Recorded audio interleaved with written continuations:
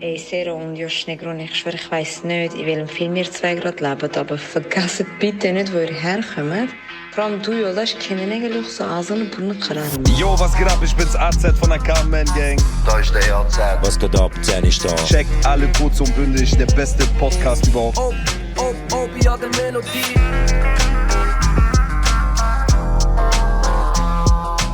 Ok, convoco meine Seelenverwandte. Kurdistan? Du und dein scheiß Podcast, ihr beide. Schön und gut, aber ich verstehe den Hack immer noch nicht. Das ist kurz und bündig Morgen. Bruder. Okay. Der drin jetzt in Chai. Ja, danke viel mal. Gern, Bro. Jetzt fühle ich mich wohl. Jetzt ist wirklich, es ist vielleicht, wenn ihr gerade von Anfang an erwähnen, was wir gekauft haben für euch. Was haben wir gekauft? Wow, schau her, geht auf das. Wie kannst du das vielleicht, wenn wir es zeigen gerade? Nein, Bro, man kann es leider nicht sehen. Man kann es leider Genau, nicht sehen. dank der Generosität, dank der Spende. Und von- dank dem, wie würdet ihr euch nennen, wenn ihr ein Ding hättet? So einen Verein, wo so... Das albanische Kreuz, das albanisch-dominikanische Kreuz, Das, der hat sie verfickt Handy nicht auf lautlos. Und ich rastlos. Oh Scheiße, ich hoffe nicht. Nein, Bro, da vor dir. Scheiße, Bro. Scheiße.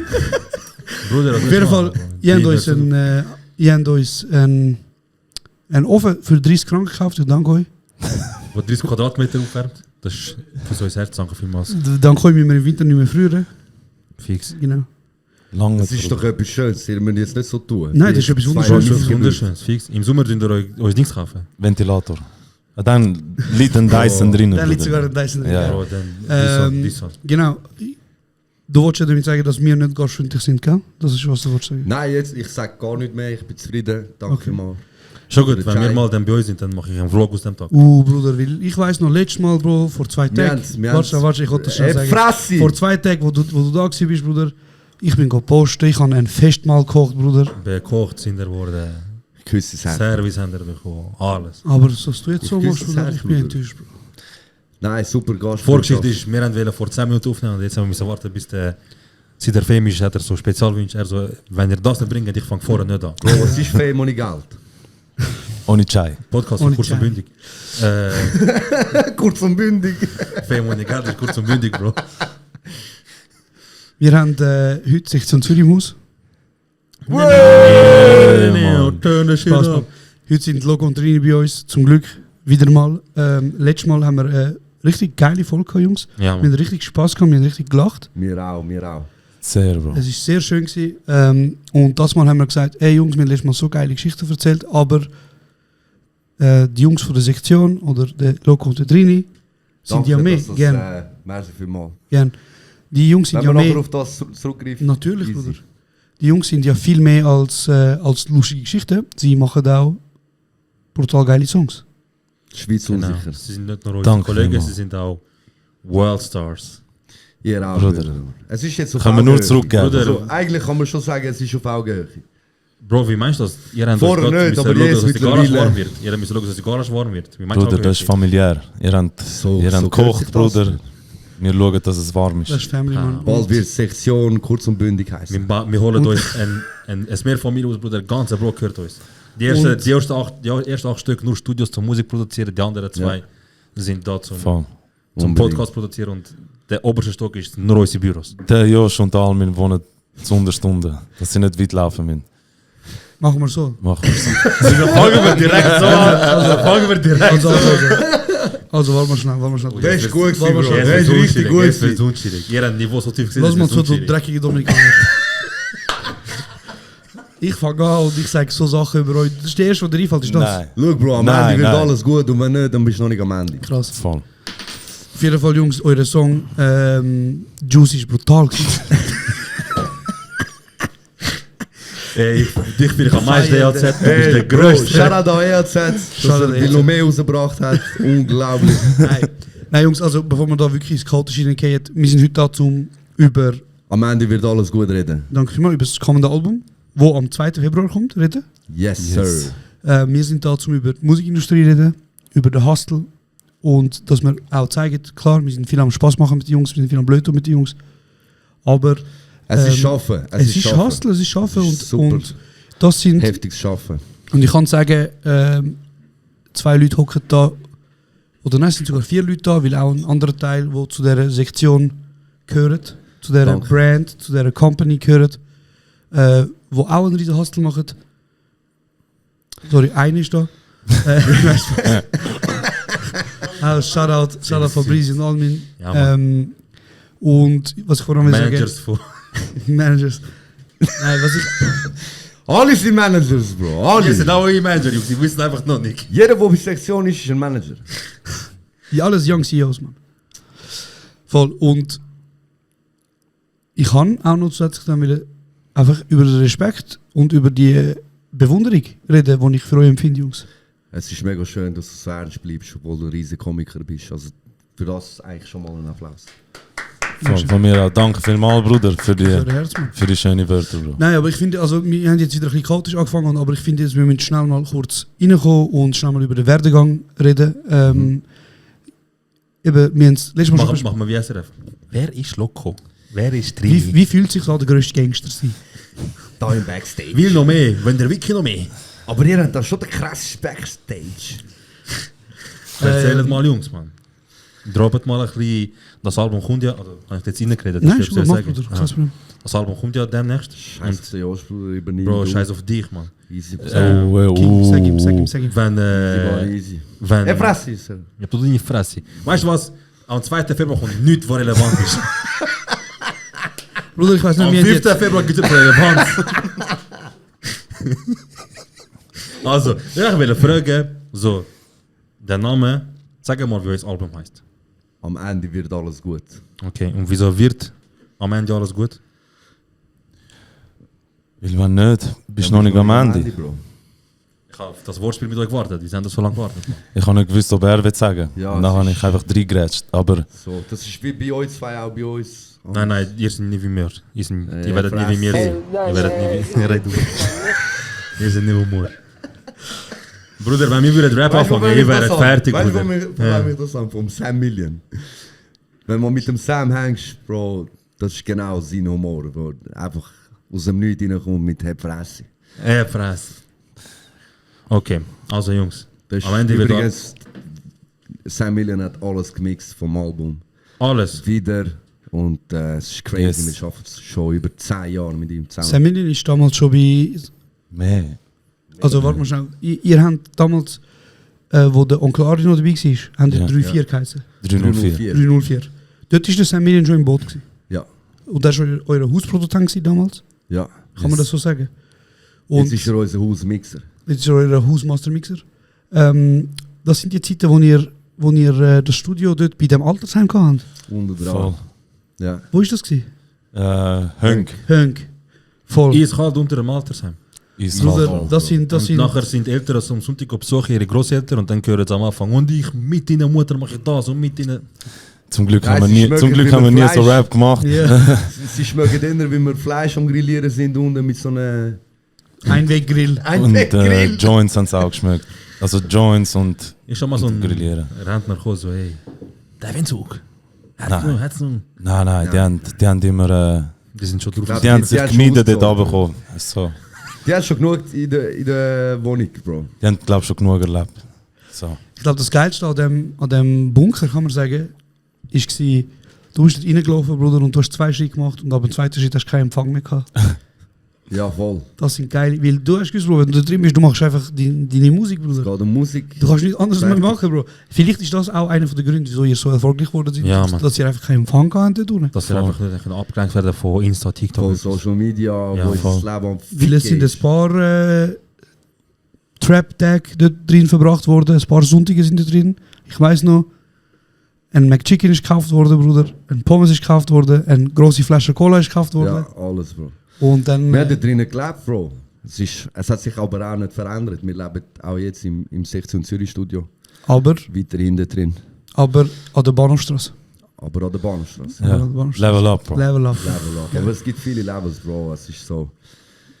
Viele sagen so, Wie lange sind an der das schon? Bahnstraße so. Aber weißt du, Bro, wenn ich einen Jay-Z gesehen, der jede Woche eine neue Party postet, dann Das ist eben der 1 Mindset. Million Bro. ist nicht das Ziel, Bro. Ich glaube, ein Problem von vielen Schweizer Künstlern ist, dass sie sich limitieren auf die Schweiz. Oder ich sage jetzt, okay, vielleicht ist es schwierig als Person, die auf Mundart Musik macht, im europäischen Raum oder weltweit global Anklang finden, aber ich finde, es ist eine Mindset-Frage, wenn du sagst, ey, ich mache Musik und ich vergleiche mich mit Jay-Z. Ich sage nicht, du sagst, ich bin gleich gut wie Jay-Z, sondern ich sage, für mich ist das der Punkt, wo ich sage, ich habe es erreicht. Ja, wichtig, Bro. Weil Wichtig. Man muss sich inspirieren lassen von den richtigen Leuten. Und man sollte auch nicht Angst davor haben, gross zu denken. Ja, man, wie die haben vorher gesagt, es kommen Rapper, machen 10.000 Stutz Umsatz und sagen, Mama, Mama I made it. Mama, Mama. I made it. I made it. I'm on TV now. I'm on Kurz und Bündig now. Voll, Mann. Und es ist einfach, ich finde es geil, dass ihr das Mindset weiterfahrt. Dass ihr sagt, ey, ist scheißegal.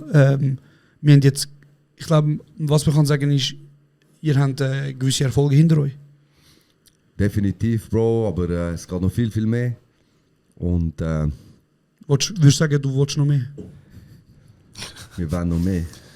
Also ihr seid Open Air gsi, ihr seid Hallenstadion gsi. Das hat die Schweiz am Max am Markt. Wir sind im letzten Grund. Eben, das ist so, was die Schweiz Max so an Künstler für Mundart ist so. Wenn du das erreichst, dann bist du top. Ihr habt den Stein auf Zürich geholt. Und noch Stein gewonnen, Der genau. ist immer noch bei uns. Er ist immer noch bei uns. Besser. Ich glaube bis Mai, oder? Bis im Mai ist er noch bei Nachher uns. müssen wir dann zurück, oder was? Ist das Depot? Ja. nachher dreht es aber anders, Bro. Ah, das ist immer der gleiche Stein. Nein. Es gibt Wir dann jetzt jemand nicht anderes, drin, der das ist Stein, wo dann ihn trägt, Bro. So. So, Ist jetzt wir nicht so hoffen, teuer, so einen Stein neu machen. Ich schwöre, ja, aber Nein, lernt ihn doch, Bro, behaltet ihn doch. Nein, wir behalten ihn, aber so rein Symbolisch. symbolisch hat das ab dem Mai jemand anders. Ich würde sagen, komm holen, wenn du so krass findest. Gib dem nicht, Junge. Wir haben das auch verdient, komm holen, wenn du so krass findest. Oder wir müssen ihn wegnehmen, an dem, wo ihn gönnt. Das ist kein Problem. Der Ser und ich haben das Album hören, bevor es rauskommt. Ey, ist es normal, dass ich euch nicht höre in den Kopfhörern? Du solltest uns eigentlich hören. Das ist nicht normal. Das ist eher hinten wahrscheinlich. Hallo? Hörst du dich selber auch nicht? Nein. Das sollte eher hinten sein. Jetzt. Heide. Endlich. Welcome back, Bro. Welcome back to the future. Okay, Wir haben gerade und- übergeredet, was Bro, wir... jetzt ist gerade alles anders geworden. Perfekt, Bruder. Dann erzählt Merci euch... vielmals, Josh. Gern, Bro. Wieso stress ich mich heute so? Sag mal ehrlich, Bro. Keine Ich versuche wirklich ein Interview führen mit dir, Bro. Es macht Auf, einfach auf Spaß. Augenhöhe, Bro. Wir können schon einfach Scheiße reden, wenn du willst. Nein. Aber Okay. du, weißt, Ich nachher versuche ruft mir jetzt- Sony an, sagt, gut. ey, okay. Was haben wir wieder geredet? Ist gut. Ich versuche es, Bro. Ich bin jetzt... Okay. Es macht einfach mehr Spaß, aber... Ja, mir macht es auch mehr Spaß, Bro, aber Easy. Bleiben wir ernst. Ich bin da Am Ende zum- wird alles gut. ich bin nicht da Am zum Ende wird Limit alles zwischen. gut. Du musst einfach wissen, am Ende wird alles gut, Josh. und wenn nicht, Dann bist du noch nicht am Ende. okay, das ist das letzte Mal gewesen und Albumtitel sagen wir. Am Ende wird alles gut. Okay. Wenn nicht, Ja, erzählt Jungs, was ist für euch, wieso ist das Album anders als andere? Bro, wir haben... Als eure bisherigen? Ich glaube, das erste und das zweite Album ist halt wirklich ein Representen gewesen, von wo wir kommen. Wir müssen uns selber finden, stimmlich, textlich. Einfach der ganze Prozess ist eigentlich in den ersten 2 Alben gewesen. Und der ganze Aufstieg jetzt mit dem letzten Made in Wiedeke ist so. Dort haben wir eigentlich schon sehr viel können, von uns geben und eben auch viel ausprobieren. Wir haben viele verschiedene Genres drin und alles. Und ich glaube so, es hat wie die 2 gebraucht, dass wir dann können das machen können. Es hat wie der Will noch mehr gebraucht, dass uns die Leute hören und dass sie uns auch gerne zuhören. Und darum ist jetzt das Album das eigentlich, was wir immer schon machen wollten. Also auf dem Level, stimmlich, textlich, musikalisch. Bro. Auf dem Album haben wir Songs, die richtig Reggae gehen. Wir haben Songs, die eher vielleicht genre-technisch, wie man sagen, Rock. Mhm. Wer ist für euch der Rocker und wer ist für euch der Hip-Hopper? Bro, wir sind beide einfach Culture, Bro. Einfach Cap, einfach mal Alles, was erzählen. Culture ist. Wir haben Songs, wo man so sagen, Conscious Rap. Wir haben, was haben wir noch? Bro, wir haben ein bisschen den Poppige. Der Poppige, der ein bisschen Techno-mäßig, Genau. wenn man das Dann kann sagen. haben wir den Deepy, den los mal schnell zu, ich habe etwas zum Erzählen. Ja, Oldschool Voll. haben wir. Wir haben eigentlich alles probiert verbinden. Alle Genres, wo wir aufgewachsen sind oder wo wir kennen, verbunden mit Urban. Wir haben eigentlich alles das da reingesteckt und gemischt. Also es hat wirklich alle Einflüsse drin. Eben, es hat auch Poppig, aber schlussendlich es ist immer noch Loco drin. Aber Bruder, ihr, ist- ihr habt euch, sorry, Sag du. ihr habt euch trotzdem nicht, also wie soll ich sagen, ich würde sagen, viele Musiker, viele Künstler, wenn sie einen Erfolgssong haben, wie «Will noch mehr», wo ja einfach alles gestummt hat, Jungs. Eben, es ist das Jahr, wo Zürich Meister wurde. Leute sind auf der Straße, der Song hat reingeschlagen, der Song ist mehrere Sommer lang gelaufen. So, man würde sagen, es ist sicher sehr viel Schweiß und Tränen dahinter. Es hat aber auch eine Portion Glück gebraucht, so, dass das eingeschlagen hat, weil es gibt sehr viele Songs. Timing, Bro. Timing, Bro. Timing. Es hat sehr viele Songs, die täglich produziert werden, die Voll. zum Beispiel nicht die Resonanz bekommen, die es verdient, weißt du? Aber eigentlich gute Songs auch sind. Ganz genau. Und das ist, Timing ist so ein wichtiger Faktor. Und ihr habt mit «Will noch mehr» das getroffen und trotzdem habt ihr euch entschieden, jetzt ein Album zu machen, das sich nicht um «Will noch mehr» handelt. Voll. Wieso? Weil Ja, wir Bro. haben das nie gemacht. Also, wir haben uns nie. Weil schlussendlich alle Songs sind gut. Alle Songs sind für uns wie will noch mehr. Geil. Weißt? Und einfach der Song hat es geschafft. Der Song ist in der richtigen Zeit rausgekommen. Aber wir sehen jeden Song genau so wie der. Und darum, wir machen die Musik aus dem Herz und aus dem ersten Gefühl raus. Weißt? Ich suche jetzt nicht im Studio nach dem. Weil ich habe das Gefühl, die Erfolge kommen, indem du es einfach wirklich vom Herz machst. Und wenn das Timing stimmt und wenn eben die Zeit gerade stimmt für den Song, dann poppt auch der nächste. Weißt? Geil. Wir müssen nicht suchen. Ich höre eben andere Leute, die sagen, ja, suchen da weiter, ihr müsst jetzt suchen etwas. Wir suchen gar nicht, wir machen einfach Sound. Und wir machen das, wie wir es aus dem Bauchgefühl haben und aus dem Herz kommt. Und so ist auch das neue Album. So, und so wird es auch weitergehen. Das ist ein Mindset, das ich auch respektiere, Jungs. Also weißt du, so, ich glaube, es wäre einfach gewesen, jetzt einfach sagen, ey, wir haben jetzt gefunden, was die Leute hören wollen. Wir fahren jetzt weiter auf dieser Welle. Was nicht heisst, ihr habt keinen Song, der vielleicht ein bisschen poppig oder ein bisschen Radio, wie ihr es nennt, angehaucht ist. Aber das ist etwas, also wie gesagt, ich verfolge Jungs schon länger, ich darf euch schon länger Kollegen nennen, wir dürfen schon länger Kollegen nennen. Und das ist wirklich das erste Album, also ich habe euch das vorher schon gesagt, wo ihr Balance rausgebracht habt, bin ich in erster Linie einfach stolz auf euch. Ich habe gefunden, endlich, ihr verdient, also ihr könnt das, was ihr verdient über. Auf einmal unsere Jungs haben angefangen, eure Musik zu pumpen, Bro. Früher haben wir müssen, wenn wir einen Swiss Rap Song laufen lassen haben, haben die gesagt, was machst du? Ich habe gesagt, nein Jungs, los jetzt schnell, ist nicht schlecht. So weißt du, und jetzt auf einmal die Leute in Insta-Story am Posten, Bruder, was auch schön ist, Bro, so ein Hack. Ja, es ist wie cringe gewesen. Ja. Aber auch heutzutage hast du Künstler, die es immer noch cringe machen. Und dann auch selber sagen, Schweizer Rap ist cringe, was absolut nicht stimmt. Wir haben hure dope Künstler in der Schweiz, Ja. wo das wirklich ernst nehmen und wo davon leben. Und die sollten einfach nicht so viel Gewicht bekommen. Ja. Ich weiß gar nicht, wieso ich das erwähnt habe. Jetzt. Bro, das ist Schnauze, Bro, das ist Schnauze. Er so. Wort, Bruder, voll ein Diepe, scheiße. Stimmt oder stimmt nicht? Bro, ich habe eine andere Frage. Zum Beispiel, wir als Podcaster, wenn wir mal etwas machen, was nicht typisch mir ist, oder so ein bisschen mal etwas anderes machen, haben wir jetzt so, eben Leute sagen jetzt, okay, ihr habt es versucht, oder was ist das genau, dies und das. Und jetzt für Rapper, wenn ihr jetzt ein Album rausbringt mit, es hat ein bisschen Rock, es hat ein bisschen Pop, es hat ein bisschen von allem, ist das nicht so, bist du nicht so ein bisschen auch mit dir im Clinch selber, so ein bisschen so mit dir selber am Reden, so. Leute sagen immer so, sobald jemand etwas anderes macht, als in dem, wo er gut ist, heisst wie so, der ist jetzt versucht auf die Erfolgswelle am Reiten, weißt du, verstehst du? So, jetzt macht er Pop, Ja. versucht er noch dort ein bisschen etwas machen, jetzt macht er Rock, er geht mit dem Bro, Trend, mit weißt, dem Dings, mit eben, wie ist das so für euch? Sie sind angeguckt und zum Beispiel ist der Rockbeat gelaufen Bro, oder ein es anderer kommt- Beat es und dir kommt so voll nach Banger Gefühl. oder ihr gesagt, es gibt Sachen, die man einfach nicht machen. Bro, es kommt voll nach Gefühl. Es ist nicht irgendwie... ich weiß nicht, wie die Leute das...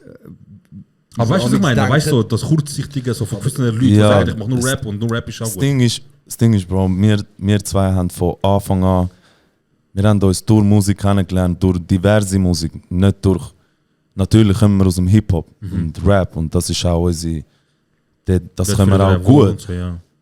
aber wir haben nie Musik gemacht, nur für etwas und das haben wir von Anfang an durchgezogen bis heute.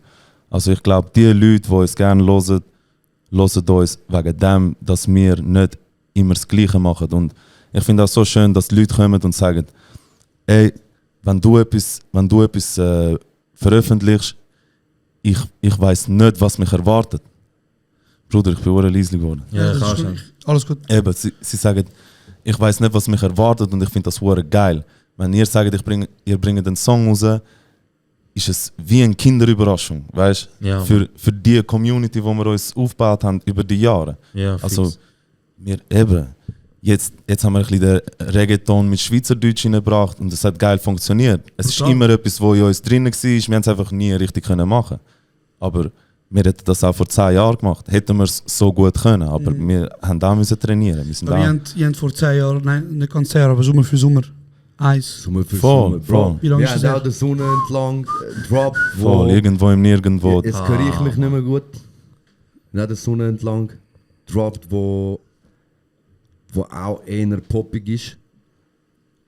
Way back, weißt du? So. Ja, genau, und ich oder meine- dein Blick. Ja, Und wir haben immer schon so, wir machen einfach Musik aus dem Gefühl raus, Bro. Weißt du, es ist nicht so, wir wollen einfach Sound machen aus dem Gefühl raus, Bro. Wir sind im Studio, wir hören den Beat und wenn wir gerade connected, dann machen wir etwas drauf, Bro. That's it. Es ist eigentlich mega simpel, aber viele Leute machen es mega kompliziert, indem sie einfach wollen bei etwas bleiben Ja. oder hartnäckig sind Ja. und sagen, es muss noch Rap, es muss noch das sein, es muss noch das sein. So, weißt du, es wird auch gewissen Leuten Kredibilität abgesprochen, weißt du, wenn du jetzt auf einmal etwas Ja. anderes machst. Weißt du, so, Ja, aber wie die meinst Leute- du das? Weißt du, so. Aber die Leute sind erst seit kurzem dabei. Weißt du, was ich meine? Ja, ja. Die Leute verfolgen uns nicht schon lange, Bro. Die sind erst jetzt dazugekommen und sie haben mal das und das und das gehört und das finden sie geil. Und wenn sie nachher so einen Song hören, dann fangen sie an, oh mein Gott, was machst du? Ja, Aber ja. sie haben keine Ahnung, von wo wir kommen.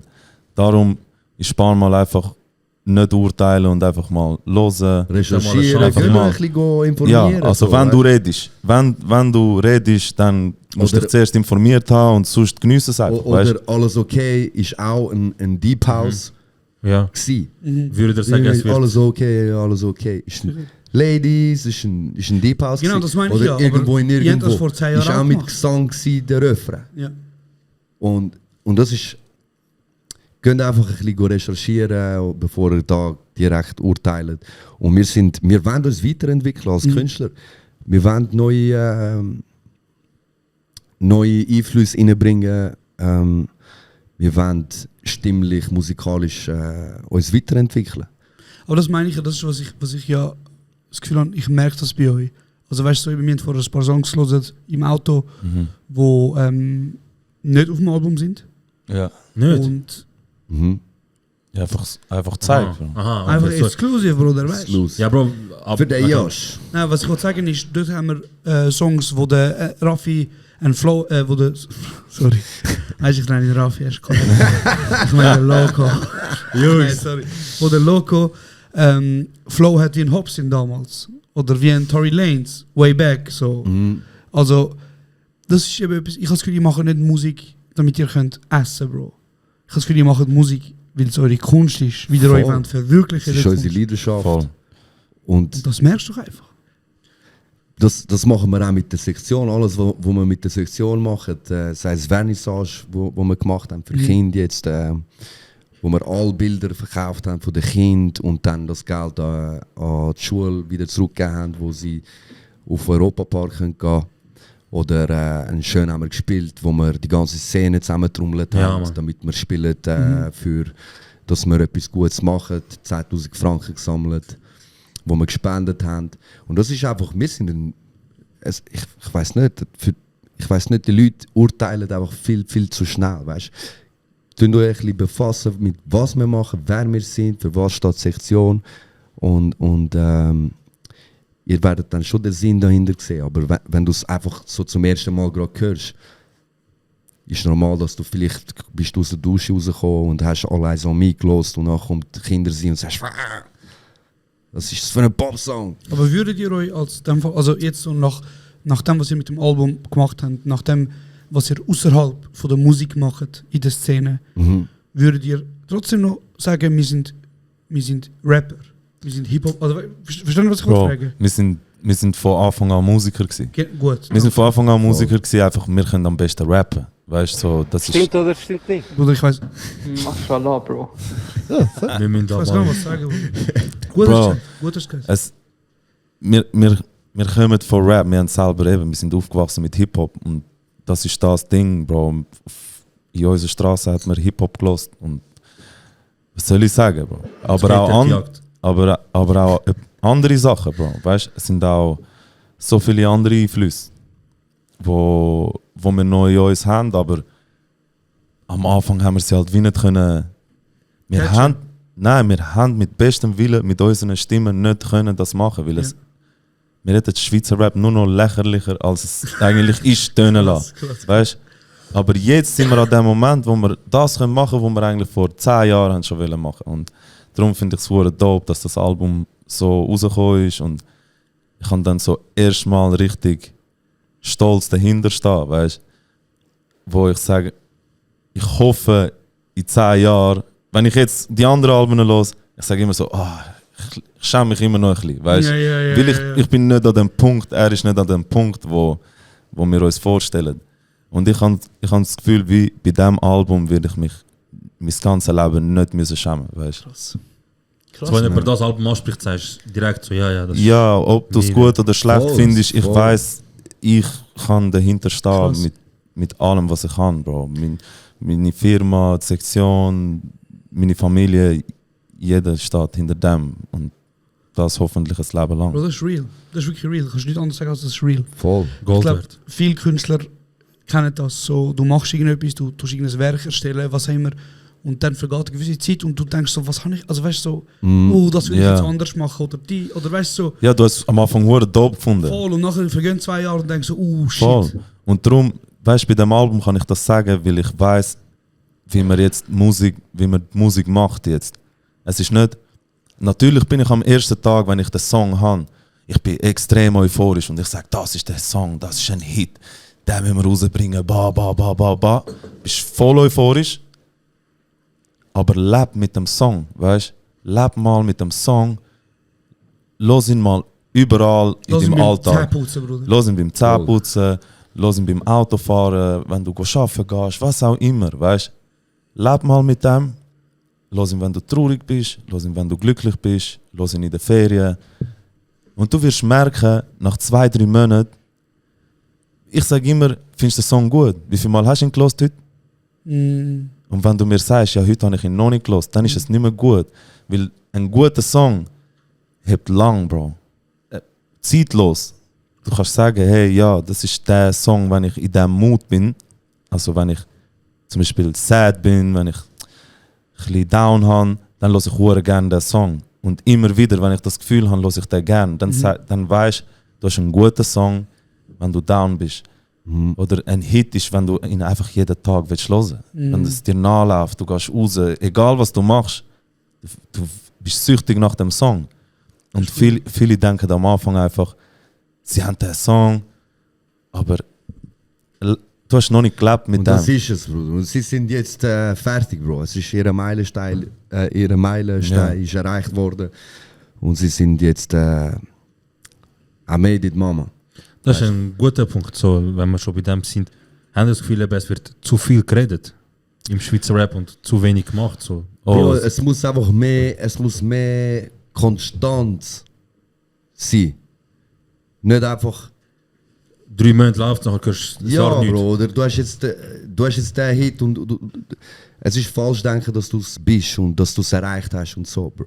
Bro, Es ist schön, den Moment zu geniessen, aber du musst weiter Nicht auf gehen. Lorbeeren Wir- ausruhen. Wir sind in Voll. einem Aufbau, weißt du, Schweizer Rap. Wir sind so, weißt du, wie wenig können Deutsch in der Schweiz, weißt du, es ist alles aufteilt. Wir sind erst noch im Aufbau, weißt du. Ja, Es Schweiz ist ist der falsche extrem- Moment zum Denken, dass du irgendetwas bist oder dass du irgendetwas erreicht hast. Egal was du denkst, dass es ist. Ob es die 10.000 im Monat sind, ob es die Millionen von Streams sind, ob es die Auftritte sind. Wir sind in einem Aufbau. Weißt, wir werden noch an so wenig Orten akzeptiert. Unser Genre, Urban, Schweizer Mundart, Rap, Gangster. Gangster. Egal, Ja, ja, auch ja, Strassenrap. ja. Weißt, wir sind noch wirklich weit zurück. Wenn du denkst, du jetzt Das in dem Problem Moment, ist ja- dass du etwas hast oder etwas erreicht hast, ist der völlig falsche Bro, das Gedanke. Problem ist ja, wir leben ein starkes Bubble-System, oder so. Wir sind in dieser Bubble, in dieser Blase, wo wir uns befinden, Bruder. Jeder kennt Sektion. Weißt du, jeder... Ja, jeder kennt jeden. Ist ja Aber, ganz- ist ja- aber eben, das ist ja genau das. Aber wenn du nachher rausgehst, Ja. wo das ist uns letztes Jahr passiert. Ja. Wir sind in der ganzen Schweiz gewesen, haben Auftritt gehabt. Und dort haben wir gemerkt, shit, wenn du ein bisschen aus der Stadt rausfährst, Ja. es ist alles Land. Ja. Wer kennt dich? Und niemand kennt dich. Ja. Weißt du? Es ist so, wow. Du weißt du? trägst Zürcher, Bro, einfach aus Ne. der Stadt, er so, krass. ja, das Ding ist, Die haben gar keinen Prime Tower da. das Ding ist nicht mehr vor dem Jahr. du merkst halt einfach, sie kennen die Künstler nicht. Mhm. Weißt, wir leben in einem Zeitalter, ja, den Song kennst Ja, ja. und du weißt, will noch mehr. Und wenn der Song kommt, du weißt, wie er mitsingen. Aber du hast aber- keine Ahnung, wer es gemacht hat. Ja, aber auch eine breite Masse Kennt effektiv, gar will noch mehr nichts. nicht. Ah ja, nein. Kennt vieles Aber kann das nicht, vielleicht weißt du? auch, aber kann das auch vielleicht damit zusammenhängen, weißt du, so mit den Klischees vom Land, weißt du? Die Menschen vom Land sind so, die hören sich Nein, immer nein, Nein, es nein. geht darum einfach, So. dass wir müssen mehr stattfinden Okay. in der ganzen Schweiz. Ja, aber und weißt du, ich alle will- zusammen, weißt du, nicht nur 2, 3, 4 Künstler, Ja, ja. sondern es müssen 20 Künstler gleichzeitig stattfinden in der Schweiz. Und das ist, wieso Touren, ihr überall. Cross-Genre-Musik macht, wie zum Beispiel Ja. mit Dabu, Ja, sicher, weil Marius Bär, es so. muss, Hip-Hop muss ja Anklang finden in die breite Masse, damit ja die Wirtschaft angekurbelt wird und damit Leute aus dem Urban, Künstler aus dem Urban, wenn sie ins Game kommen, mal auch eine Aussicht haben, zum können Geld machen. Weil Musik machen ist teuer. Es ist verdammt teuer. Und irgendwo einen Anklang zu finden in der Industrie ist schwierig. Also ist es immer noch ein riesen Kampf für Künstler, wo einsteigen wollen. Und das müssen wir ja erleichtern. Das ist, wir sind jetzt da, wir haben den Standing und wir müssen mit dem ja etwas bewirken, Bro. Es geht ja nicht darum einfach, dass wir Lorbeeren ziehen für uns und fertig. Und das so behalten für uns. Wir sind ja genau die, wir kommen von einem Ort, wo du weitergehst und du teilst mit allen, Bro. Jeder, wo oder probierst ihnen erklären, hey, look, ich bin dort runtergefallen, geh nicht auch dort runter, weißt? Natürlich, viele lernen es nur, wenn sie selber runtergehen, aber wir probieren es, Bro, und wir sagen es auch. Und auch wenn du es nur einmal gehört hast, vielleicht irgendwann versteht man es, weißt? Es sind Wichtig. Und weißt du, wie willst du eine Änderung reinbringen? Wie? Wisst ihr wie? Indem du Schritt machst und an gewisse Events außerhalb stattfindest. Indem du Schritt machst und plötzlich in den Radios stattfindest. Weil Radios reden untereinander und sagen, hey, schau, die kommen aus dem, das sind eigentlich aus dem Hip-Hop. Aber der Song ist hure geil. Kinder sind. Aber Und was sie halt spielen ist- ihn überall in der Schweiz. Und so haben wieder alle die von den Radios wissen dann, mal im Hip-Hop läuft auch etwas. Und dann geht vielleicht der eine oder die andere schnell reinhören, was gibt es dort noch. Und das ist ein Schritt nach vorne. Check. das ist der Schritt, ja. Aber das ist doch die ewige Diskussion, oder? Vor allem in der Hip-Hop-Szene ist so Sellout oder Real sein. So, Bro, was Niemand will- kann die Realness wegnehmen, Bro. Wie willst du die wegnehmen, Bro? Wir kommen aus dem Slum, Bro. Wo willst du die wegnehmen? Wir haben immer schon gesagt, wer wir sind. Wir sind immer eingestanden für das, wo wir einstehen. Wir haben uns nie verändert, egal was war, Bro. Egal was. Und das ist Realness, Bro. Ja. Person. Aber Musik, das kannst du musikalisch, wenn du künstlerisch begabt bist, weil es ist ja auch schwierig, können breit stattzufinden. Ja. Weißt du, ich meine, dass es gut ist. Ja. Aber wenn wir die Gabe haben, als Künstler, dass wir einen Popsong machen können, der überall in den Radios stattfindet, Ja. wer sind wir, dass wir sagen, nein Gott, wir machen das nicht? Check. Finde ich real. Find ich Verstehst du, was ich wirklich, meine? Jungs, ich finde es wirklich real und ich finde auch krass, es ist auch eine Ansicht. Also weißt du, so, ich meine, wie du Loco vorher gesagt hast, so in erster Linie, wir sind Musiker, Bro. Wir Ja. sind Künstler, wie Voll. du sagst. Bro, Und wir wenn sind du es Künstler. kannst, Bro, wenn du kannst Sprint rennen oder weit springen, dann machst du ja beides, Bro. Ja. Weißt du, was ich meine? Weil du kannst ja. Ja, fair. Sollst du jetzt sagen, nein, ich will nur Sprint rennen, weil Das ist real. Das das ist das, real. das ist das, wo so angesehen wird Ja, ja. von früher, Bro, von früher, wo kein Schwein mehr interessiert. Weißt, wir leben 2024, Bro. Und da ihre komischen Gebräuche, die sie haben, Bro. Wenn du es kannst machen, dann mach's, Bro. Schau, dass wir alle weiterkommen. Wir machen es schlussendlich für alle. Real. Weißt Real. Ihr habt ja gesagt, eben, für euch ist es zum Beispiel Chancen ergreifen, versuchen, machen. Fuck, jetzt ein Blackout. Ich habe es für die ganze Zeit fragen. Kein Problem, Bro. Alles du gut. brauchst einfach einen Chai, Bruder. Herz. Nein, Ich auch. nicht Chai, Bruder, nicht Chai. Genau, zum Thema eben. Ihr habt gesagt, also, ich versuche Anklang zu finden vor allem. Ihr wollt ein bisschen umeinander Anklang finden. Hat das aber vielleicht auch nicht nur, aber hat es auch nicht damit zu tun, dass vielleicht eben halt so immer noch das ich meine eben, es ist nicht allzu lange her, da hat man Scheiben doppelt gehabt, wenn man Schweizer Rap gelost hat, weißt du, und jetzt freut man sich und ist das nicht eine Entwicklung, die auch einfach auch Zeit braucht, bis Herr und Frau Ja, sicher. Konsumenten in der Schweiz, Safe, weißt Bro. du, Anklang sicher, aber Es braucht definitiv Zeit. Es braucht Zeit, Bro. Ja. Aber sollen wir jetzt Zeit gönnen lassen? ja, der Warten kannst du auch fragen, ja, fix. Weißt du, was ich Soll man meine? warten, ja, safe. Hey, Safe. wir sind da jetzt, let's go. Let's go, machen wir die Moves jetzt. Weißt du, Gehen wir wo mit der Zeit. Vielleicht ersparen wir uns Zeit. Verstehst du, was ich Fix, meine? ja. Für alle anderen auch, wie auch für uns. Und das sind die Gedanken, die wir haben, die sind gross. Weißt du, was ich meine? Wir denken nicht klein. Wir denken gross, wir denken für alle, wir denken für die ganze Culture. Und wir wollen, dass es endlich mal einen Markt gibt.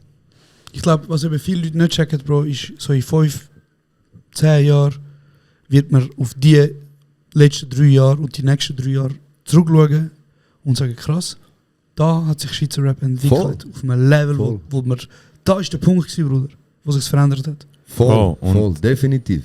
Weil ich Das weiß sollte nicht, so aber sein, ja. erinnert euch, also Jungs, als ich so 10 war, 12, dort zum Beispiel ist so Rock und Pop ist viel höher gewesen. Ja, Bro. Hip-Hop ist dort Underground des Grauens gewesen, Bro. Also weißt du, so, Aber das hat sich so entwickelt, dass jetzt die Rock gemacht haben, jetzt Hip-Hop-Einflüsse haben. ja. Hip-Hop und Urban allgemein ist das grösste Genre auf der Welt, nur in der Schweiz noch nicht, also vielleicht auch in ein paar anderen Ländern auch noch nicht. Aber auf jeden Fall, wir leben hier in der Schweiz und da ist es noch nicht so weit. Aber es Und- ist auf dem Weg dorthin. Es ist auf Voll. dem Weg dorthin. Wir haben die meisten Subgenres. weißt du, Ich habe die meisten Subgenres. stark. Ich habe mich halt einfach so, ich weiß noch vor 2 Jahren, also vor 2 Jahren haben wir angefangen ungefähr mit dem Podcast und schon vor dem, so um den Dreh haben wir immer so in dieser Zeit haben wir immer so gesagt, hey, weißt du, eben wenn zum Beispiel mal Jungs von Sektion kommen mit EAZ und Zen und so, dann haben wir das einfach so gesagt, ja, keine Ahnung, die sind schon krass, aber in der Schweiz ist einfach so eine damals ist so ganz offensichtlich eine Nicht-Gönner-Kultur gewesen. Leute haben nicht so, weißt du, wenn jemand gesagt hat, ich gehe Konzert von Loco und Drino von Sektion Zürich, Leute so, okay, du gehst Geld, also weißt du, so, haben dich so angeschaut und jetzt habe ich letztes Mal realisiert, also vor allem auch am 808-Event, ich habe das Gefühl, es bricht immer mehr und mehr. Ich habe das Gefühl, es bricht immer mehr, also vor allem dort, das ist halt nicht zum Unterschätzen, ich finde es immer noch krass, der Fakt, dass 700 Leute vorbeigekommen sind, nur für Zürich-Deutsch, also nur für Zürich-Rap. Voll. Nicht mal so, weiß ich auch nicht, so Schweizerdeutsch Mundart, sondern wirklich, sie haben nur Zürich-Rap Voll. Hey, wollen sehen und supporten.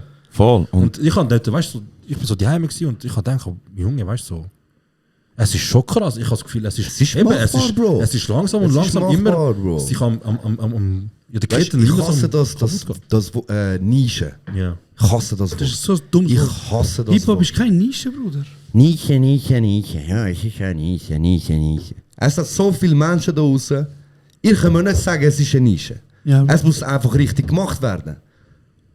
Es kann nicht sein, dass Bro, Zürich hat 1 Million Menschen. Mehr, Kanton Bruder. Zürich. 1,5 Millionen, Bruder. 1,5. Du willst mir sagen, Sag ihn einmal, 10 Bruder. Millionen Respektier. Menschen. 10 Millionen Menschen in Zürich. Hier der Kanton, Bruder. Bro, du willst mir sagen, von so vielen Menschen ist Hip-Hop eine Nische? No way, Bro. Check it. Man muss es einfach Es ist- richtig machen. Es braucht eben alle. Es braucht gute Managements, es braucht gute Labels, es braucht gute Veranstaltungen, Gute Logistiker. gute Logistiker, Gute Managers. gute Leute, die in der Administration ihren Job richtig machen. Gute DJs. Es braucht gute DJs, es braucht alle, Bro, in Höchstform. Mit Brandmanager. Qualität, gute Brandmanagement. Ja, sicher. Bro, Nein, Bro, es ist aber... ohne Scheiß jetzt. Nein, Bro, es ist Wirklich, ja, also, Bro. weißt, ist ja klar. Das Ding ist, Bro, was ihr glaubt, also was ihr macht, wo viele Rapper ihnen nicht machen, noch nicht sehen, ist, die sind einfach ein Business, Bro. In erster Stelle ist es ein Business. Ja. So, also weißt du, so, okay, sie sind Bro, Künstler. labeltechnisch ja. Musikalisch ist es. Das ist eben das Schwierige, Bro. Das musikalisch gehen wir nicht aufs Business, Bro. Weißt Ja, aber Bro, dann musikalisch machen wir die Songs, weil wir sie so fühlen, Bro. ja, natürlich, Und aber... erst nachher mit dem Label und nachher im zweiten Schritt schauen wir natürlich, wie kann man aus dem ein Geschäft machen. Ja, aber du machst nicht Musik im Keller und sagst so, ich habe Ja, Musik aber es, gemacht, nein, es geht gibt nicht raus. Leute, die gehen ins Studio und sie sagen, ich muss so einen Song machen. Okay, check it. Weißt du, was ich meine? Check Und gehen und sagen, hey, will nur so ein Song bringt mir Geld in Okay, dem check. Moment. Drum, Mit so etwas, ich mache aufmerksam auf mich. ja, oder ich probiere da einen Skandal Also- machen oder irgendetwas, weißt du? Ja, oder ich meine, ich habe nicht Labels zum Beispiel, oder ich meine, ich höre viel von anderen Musikern oder ich lese viel darüber, dass zum Beispiel Managements kommen und sagen, ey, du musst jetzt einen TikTok-fähigen Song machen. Weißt du, Ja, sicher. Ja, Bro, Ja, aber sicher. das Manager sind Business, Bro, weißt du? Und das ist, glaube ich, das Schwierige auch in unserem Geschäft, da wir emotionale Sachen, Verarbeitung von deinem Leben und alles eigentlich in ein Lied tust und es eben für dich kann es so emotional sein und du gibst eigentlich dein ganze Herz Und nachher wird es gemessen an der ersten Woche. und nachher Ja. wird's An Zahlen, Bro. im nächsten Schritt ist aus dem ein Geschäft geworden, wo du gar kein Herz brauchst.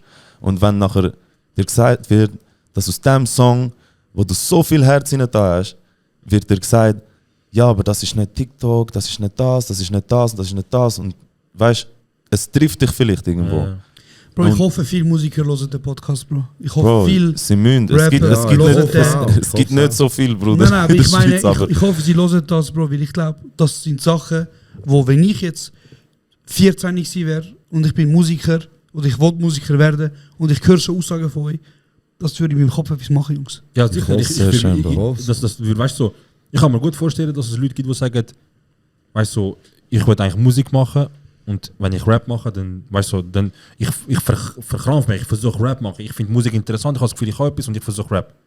Und wenn sie jetzt eben von Leuten hören, die halt umeinander sind, die man kennt auch, die sagen, ey, es ist voll okay und du sollst auch so die Chance ergreifen, du musst dich nicht verstieft in eine Richtung gehen, geh mit, weil es kann auch einen extremen Mehrwert haben für dich. du kannst. Und das weißt du, wenn ich jetzt zum Voll. Beispiel überlege, also, wenn ich 14, 15 war, wenn ich jetzt als Rapper wollte werden, dann habe ich so an Sido gedacht, Bushido, Bro. In der Schweiz ist fast niemand gekommen und ich kann sagen, ich will gerne wie der werden, weißt du, damals. Dann habe ich so an die Gangster-Rapper gedacht. Und keiner von denen hat damals jemals so... Das Klassische, was nicht Rap war, ist ja von Bushido gewesen, mit dem einen... Sonnenblank für... Für immer jung. Ja, das ist so in die Richtung gegangen, wo so zum ersten Mal sogar die Breitmasse, weißt du, Herr und Frau, Ja. Deutsch. Ja, das haben aber wir- auch, weil er hat das mit den Jahren, er hat sich weiterentwickelt und nachher hat er das können machen. Bro. Ja. Verstehst du? Und es braucht Zeit. Weißt? es ist legitim bei ihm, Genau, Bro. es Also, braucht weißt du, einfach, weil wenn du mit Rap ihm. reinkommst, du bist vielleicht einfach jetzt Anfangsstadium von ein besserer Rapper zu werden. Irgendwann hast du das mit dem Rappen durchgespielt. Du weißt, was du kannst, was du nicht kannst. Und nachher, wenn du merkst, oh, ich kann auch Melodien machen, ich kann Toplines machen, ich kann geile Bridges machen, ich kann geile Refrains machen, Was sind Ich kann mit Rock Toplines? mischen. dann, vielleicht oder so, dann weißt du. fängst du an breiter musikalisch werden. Und es ist voll okay, es ist auch richtig, dass du es machst. Weil so beschränkst du dich einfach nur auf etwas, obwohl du mehr kannst. Welche Schweizer Hip-Hopper sind kommerziell betrachtet am erfolgreichsten? Stress und Blick. Stress, Blick. Ja, Lohnlödig sicher auch gut unterwegs. Gölle. Ja, also Oh, weißt so. du, redest jetzt so Nein, ich overall? rede jetzt auch Hip-Hop. So. Einfach Hip-Hop. Genau. Und würdest du jetzt sagen, zwischen Stress macht nur Rap?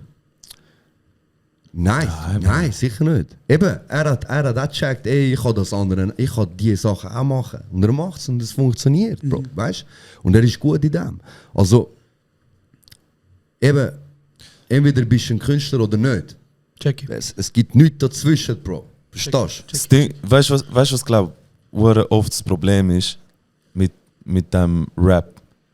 Dass, wenn du rappst, bekommst du meistens aus einem Umfeld, wo du deine Jungs hast, Ja. und du hast die Dynamik und ihr sind jung, die sind am Kiffen, die sind am Sachschaden machen und was auch immer. Arschloch. So kleine Scheiße, Bro. Weißt, in der Schweiz sind wir ja nicht, also, weißt, ist ja nicht mit Schiessereien und alles. Tös, Bro.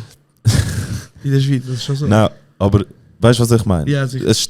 Es entsteht immer in so einer Gruppendynamik.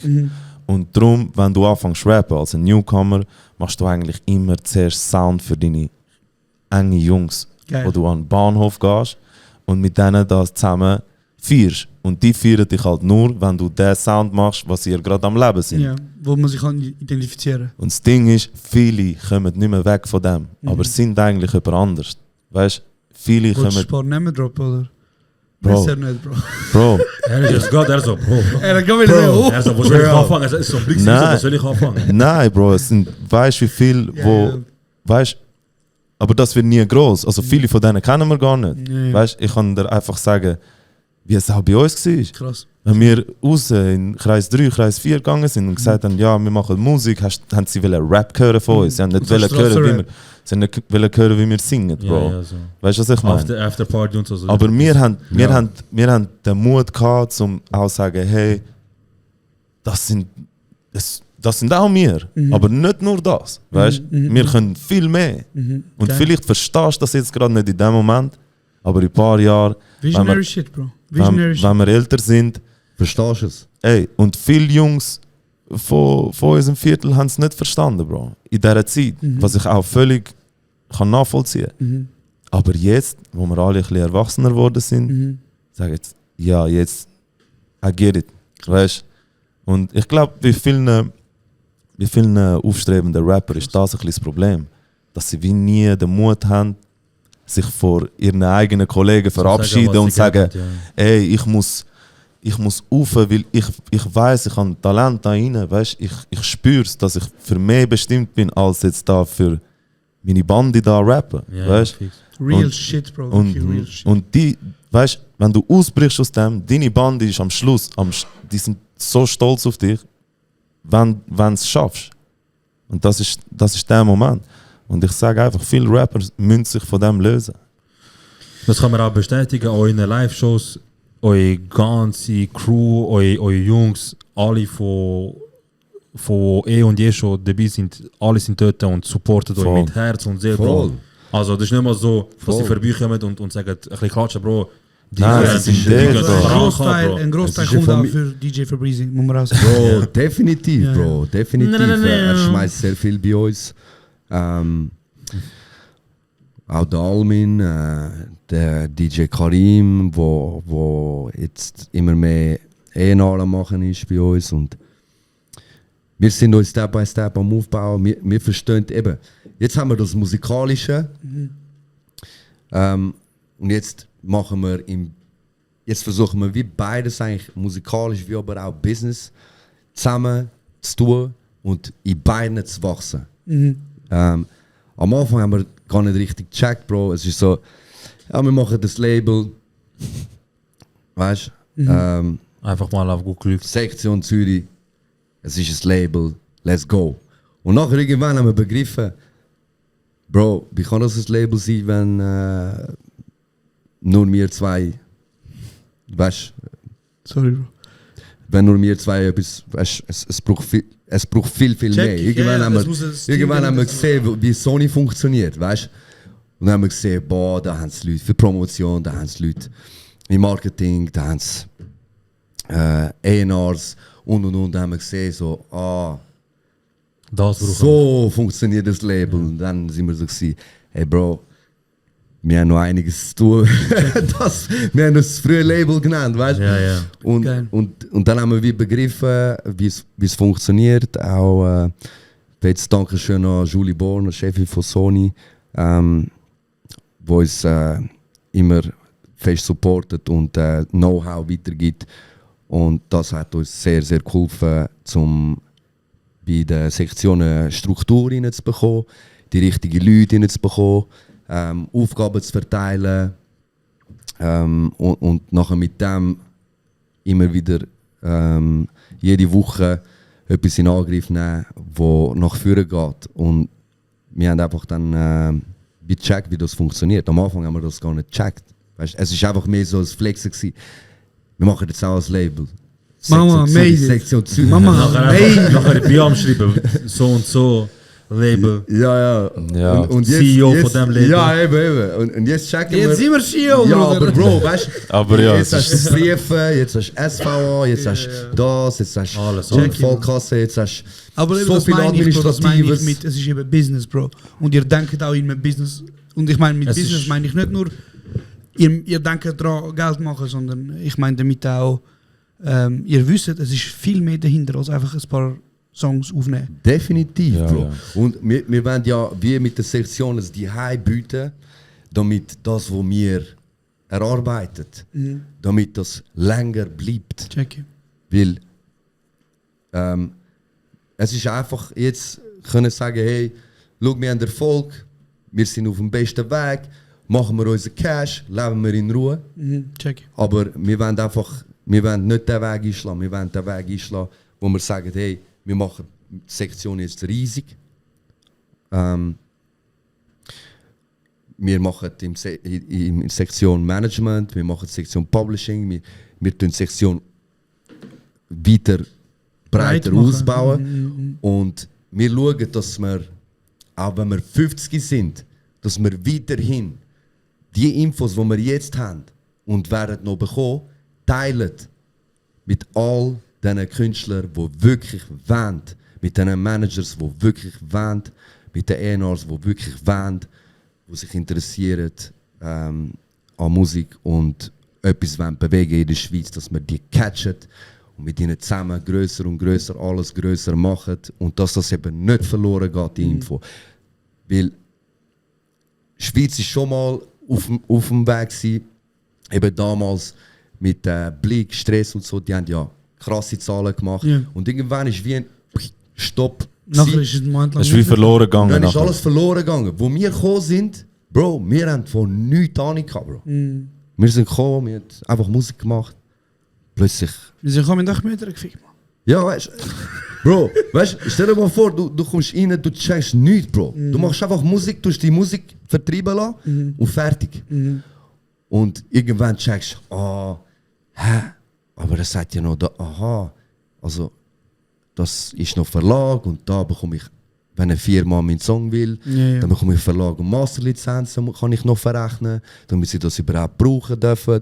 Check. Und dann irgendwann kommst du wie an das Wissen her, weißt? check. Aber das ist ja genau das, was wir wollen jetzt, dass viele nicht mehr den Weg machen, dass wir mit Sektion Wies die Eichen bieten, wo sie kommen und die Infos bekommen und gerade ins Game hineinkommen und verstehen, um was es eigentlich geht in der Musikindustrie. Ja. Und wie man kann Geld machen und wie man kann davon leben, Bro. Das haben wir nicht gewusst. Und das wissen so viele nicht in der Schweiz. Darum sagt man auch schnell, ja, bist du Musik machen, was schaffst du noch nebenbei? Weißt du? Weil es wird nie thematisiert, Bro. Weißt du? Wie läuft das alles hindurch? Wird nie thematisiert. Und die Leute, die das runnen, die siehst du auch nicht gross in der Öffentlichkeit über das reden. Und mit dem hat die ganze Schweiz so wenig Know-how, dass sie einfach immer denken, Musiker in der Schweiz sind broke. Das ist das, was ich haben will, ein bisschen länger ansprechen. Ihr macht das ja Vollzeit. So, das Vollzeit, ist, Bro. Das ist, Ja. das ist Kaputt. euer Leben. Jeden Morgen beim Move. Jeden Morgen beim Aufstehen ist ein riesen Hustle, Mach ich, was Bruder. du tust, Es ist... Genau, jetzt hast ja du etwas postet auf Threads, dass du, also ich glaube, oder ihr zusammen, weiß nicht, ihr habt einfach geschrieben, für alle Rapper, die gesagt haben, das Jahr nehme ich das, mache ich das, ich nehme das. Ich hoffe, ihr seid schon heute im Studio. 2. Januar ist das gewesen. Voll. Ja. Ihr seid ja letztes Jahr gekommen, wir aufnehmen damals, und ihr habt ja auch gesagt, Bruder, wir sind wirklich, also weißt du, seit 2. Januar schon im Studio. 2 Fragen. Wie lange ist es gegangen, dass ihr das Album jetzt parat, also ready war so? Und das andere war, wie lange macht ihr das schon nur das als Job, so 100%? Ich widme mein Leben an Musik. Es ist 100% gewidmet. Wow, mir ist einer ausgestellt. Jetzt geht's wieder. Super. Bravo, Zero. Bravo. Bitte gerne, Boss. Vor 2 Jahren. Ja, etwa vor 2 Jahren. Vor dem Moment, wo ich gesagt habe, jetzt So- sind wir all in. Hey, gerade nach Corona, Bro. Nach Corona. Gerade nach Corona. Eier. Es ist schon also die Zeit ist schon ein Pain gsi für einen Musiker. Aber ich glaube, eben, ich versuche immer das Gute im Schlechten zu sehen, Bro, wie der drin auch. Und wir haben das Beste daraus gemacht. Wir haben viel gelernt in dieser Zeit. Wir haben herausgefunden, wie können wir anders Geld machen, wie funktioniert was, wenn mal Auftritte nicht laufen, wenn mal deine Songs nicht gelost werden und was auch immer. Und wir haben ab dort gesagt, wir gehen all in, weil wir haben keine Zeit, um den ganzen Tag zu arbeiten. Da ist ablenken lassen. Weil, schau, du bist 8 Stunden, zum Teil mehr, von deinem Tag, also 8 Stunden plus, du fährst noch dorthin, plus du gehst noch Bro, zurück, mit nachher Essen, kommst Pause, 10, nachher kommst du noch heim und nachher regt dich noch etwas auf, nachher denkst du schon wieder ans Arbeiten, also du bist eigentlich Hälfte vom Tag bist du beschäftigt mit etwas, was dich von deinem Traum abhebt, weißt, außer der Job, den du machst, ist dein Traum, also es gibt es auch, Ja, weißt, ja, es sicher. gibt Leute, die das gerne machen, aber bei uns war es so gewesen, hey, wir haben noch die Musik, wir haben noch unser Studio, wir haben noch nichts erreicht, wir haben wie keine Zeit. Wir haben keine Zeit, also auch im Kopf, weißt. Und immer mehr während dem Arbeiten sind wir mit dem Kopf bei der Musik gewesen und haben dementsprechend Probleme in unserem Job bekommen, haben viel gefehlt. Und das ist irgendwann nicht mehr gegangen, wie für den Arbeitgeber, wie auch für uns nicht mehr, weißt. Und wir haben gedacht, nach Corona, komm, fuck it, gehen wir rein. Die ersten 3 Monate sind sehr, sehr heavy gewesen. Also es ist Ja, der schlimm. ist ein fetter Struggle. Es ist sehr, Fetter Struggle, Bro. sehr, sehr schlimm gewesen. Und wir haben viel Schulden gehabt, viel müssen nachholen, nachzahlen und eben, du hast keinen Lohn mehr, weißt du? Das ist ja die grösste Angst, wo ein Schweizer, dir wird das gelernt vom Kindergarten, weißt, bis zu deinem Job, die Sicherheit immer haben, Bro. Ein Job haben in der... Dass du Ende Monat einfach dein Zeug kannst zahlen, Bro. Und eben, er hat jetzt auch ein Kind, ich habe dort noch, meine Tochter ist 3, 4, weißt Ja, das ist noch ein anderes du? Struggle. Also nicht nur für dich selber schauen, noch für jemand anderes und deine Familie erwartet, wie auch, das muss jetzt funktionieren, weißt.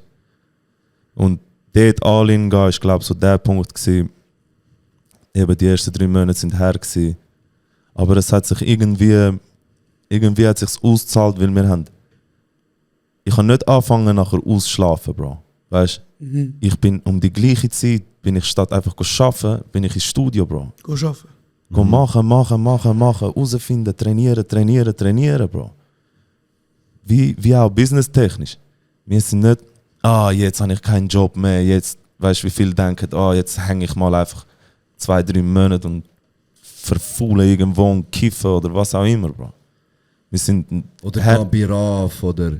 Ja, Bro, wir sind härter denn je arbeiten, Bro. Vor allem nach den ersten 3 Monaten, wo sich das gehäuft hat. Aber deprimiert. Also weißt du, kann nicht sein, dass ich es so deprimiert hat dort. Bro, nicht wenn du ein Ziel vor Augen hast. Aber du brauchst auch Mut, weißt du? Weil es ist heftig, Bro, wenn du siehst, shit, ich kann meine Rechnungen nicht zahlen. Und ich kann wieder meine Rechnungen nicht zahlen am 2., 3. Monat. Aber du glaubst dran? Aber der Glaube, Bro, wenn der groß genug ist, Das sehen die, Bro. dann Das willst du es sehen eben die erreichen, Leute Bro. nicht. Die Leute sehen einfach, sie haben viel noch mehr gemacht, jetzt läuft's. Bro, Ja, sie das sehen Studio eben aufgenommen nicht. und gut ist. Voll. Sie sehen eben nicht, was ist passiert, bis der Will noch mehr aufgenommen wurde. Bro. Voll. und der Druck ist ja nicht. Der Druck ist auch gegenüber deiner Familie, Bro. Ja, ja. Weißt Du hast du, Verantwortung, du willst ihnen auch beweisen, dass es endlich funktioniert. Du willst ihnen Sicherheit geben Voll. als Mann, Bro, wo eben, du gehst raus und die Frau sagt, ja, ist gut, ich vertraue darauf, was du machst. Stell Stell dir vor, Bro. stell dir Weißt vor du, und du man? kannst es nicht, Bro. Weißt du, stell dir vor, du kannst dem nicht.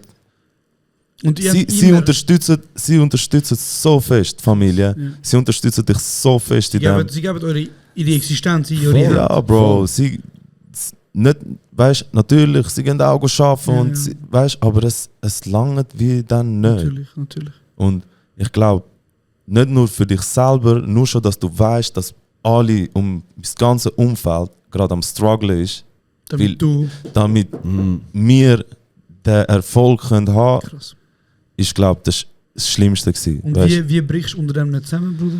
Eben, wir haben nicht einmal gedacht, einfach, weißt du was, ich indem glaube, du gehen wir wieder heimgehst, arbeiten. Bruder, ich glaub, indem ist zu du- riskant. Indem du Ja, heimgehst, deine Frau anschaust, Situation anschaust und ins Studio gehst und einfach wie ein Animal, Bro, zerfetzt ist einfach. Einfach Weißt du, was ich meine? durchgehst. Einfach durchgehen, Bro, ohne Wenn und Aber. Wieso? Weil Weil- am Ende Am Ende wird Am Ende alles wird alles gut, Bruder. gut, Bro. Das Und das ist- ist, Krass. das ist, Bro, egal was für ein Struggle, der Struggle macht dich nur härter. Er zeigt dir, wie es ist, wenn vor du allem, es was es nicht hast. braucht. Ja. Weil dann kannst du auch besser umgehen, wenn du es hast. Und für uns ist einfach immer klar sein, das ist das, was wir wollen. Es gibt keinen Plan B, Bro. Der muss funktionieren. Ja, Wenn Bro. Muss nicht, dann- funktionieren, Bro. Bro, wir sind am 8 Uhr am Morgen im Studio, Bro. Wir haben zum Teil 12 Songs an einem Tag gemacht. Weißt du, was ich meine? Wir haben 45 Songs in einer Woche, Bro. Während Leute 3 Jahre für so viele Lieder machen. Aber wir müssen machen und wir haben gesagt, ich habe ihm immer gesagt, irgendwann kommt's. Nächster Song. Irgendeiner wird es sein, der funktioniert, Bro. Und release, Strategie machen, raus. Weißt, wir sind nirgends, auch jetzt nicht. Wir sind immer noch voll dran wie dort, Bro.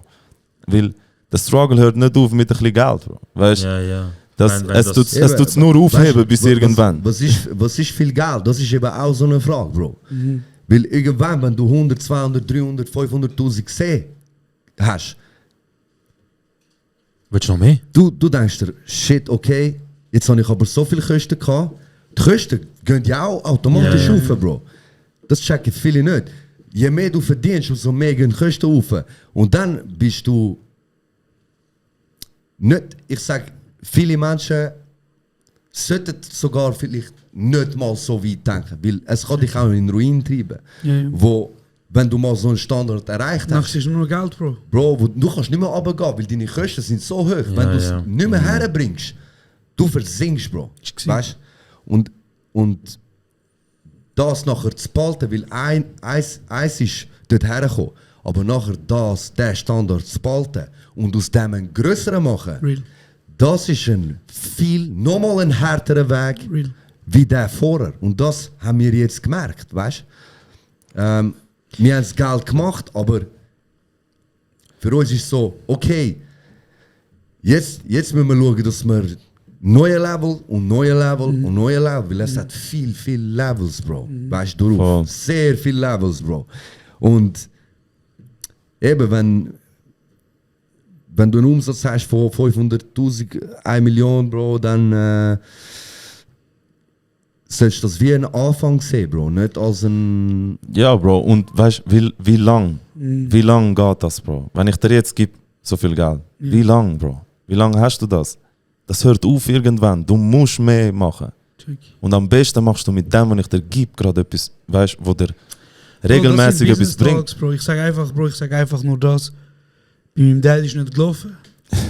verspricht meine Kinder werden bonzen, Bruder. Let's Yes. go. Gib ihm. Jungs, wir haben jetzt über eine Stunde einen rechten Hustle-Talk gehabt, wir haben einen Schön, Business-Talk Bro. gehabt. Es ist Schön, geil. Das Bro. war schön, gewesen, Bro. Ihr habt Sachen gesagt. Mal ernst gewesen, Bruder, Bro. ja, Das ist mal aber ein weißt du, ernstes ich Gespräch. Ohne Schön, was haben wir ihr euch drüber geredet. Preisgebühr veraltet haben. Ich wollte aber schnell sagen, Jungs, ich sage euch ehrlich, ich hoffe, viele Menschen, die in der Musikszene wollen, Fuß fassen, die schon Fuß drin haben und jetzt versifft in die Joints rauchen und nicht am Morgen um 9 Uhr aufstehen und arbeiten gehen, nachdem ihr das hört, nachdem ihr den Tag hört, Jungs, ich hoffe, ihr seid inspiriert. Ich hoffe, es ist motivierend. Ich Ja. hoffe, es Weil ist sehr mich frisch. hat es inspiriert, was ihr gesagt habt. Schön, Bro, man. Ich würde gerne noch, bevor wir jetzt da, ich würde sagen, tun wir den Business Talk, den Hustle Talk ein bisschen sein lassen. Ja. Ich hätte noch eine Frage, wo mich sehr brennend interessiert. Was? Nein, ehrlich, Okay, immer noch. okay. Album. Also Yes. ich spiele im Kaufleute. Wir spielen am 18. April in Kaufleuten Album Release Show. Das wird eine kranke Show. Zum ersten Kranke Mal, Show. Bro. Sarah und ich sind Kranke einfach auch Show. dabei, hoffentlich. Unbedingt. Safe. Und Sicher. alle, die die Folge am Schauen sind, gehen und kaufen euch ein Ticket, schauen, dass sie dort sind. Das wird ein sehr spezieller Moment. Spelelative. Auch du musst drunter, Bruder. Spelelative. Aber erklär mir jetzt, ich wollte vorhin noch wissen, ich habe es euch vorher gesagt, ich sage es nochmal, meine absolute Lieblingssongs, die ich gelost habe, Bro, es war Abend um 12 Uhr, ich habe ein Mail bekommen mit dem Albumlink, ich bin im Bett gewesen, Bruder, ich bin nackt schläfer, ich bin schon nackt gewesen. Laptop ist offen, Bruder. Er hat chopiert auf Nein, uns nein, Album. nein, Bro. Ich habe das Album Nein, gelesen, Bruder, Bro. los jetzt. Ich habe durchgesappt, Bro, ich habe ein paar Songs gesehen, die ich brutal geil finde. Dann bin ich zu diesen 2 Songs gekommen, die ich mich am meisten gefreut habe, die ganze Zeit schon, zu den 2 Outros. Und es gibt die 2 letzten Songs. Ja. 2 letzte Songs, ja. Der zweitletzte ist Didis. Mashallah, Bro. Sorry, Jungs. Ist Ah, Drini, ja. ich habe das letzte Mal schon gesagt, glaube ich. Du machst Drinis, immer gleich immer Fehler, gleich Fehler. Bruder. Drinis Outro. Als ich das gelost habe, Bruder, habe ich nur etwas im Kopf gehabt. Ich habe im Kopf gehabt, ich muss hustlen. Wieso mache ich jetzt in der Sekunde, wieso liege ich nackt im Bett? Wieso mache ich kein Geld? Wieso bist du nicht Millionär? Wieso bin ich nicht am Millionär werden? Das habe ich mir gedacht erstens. Ich habe Loco seinen Song gesungen.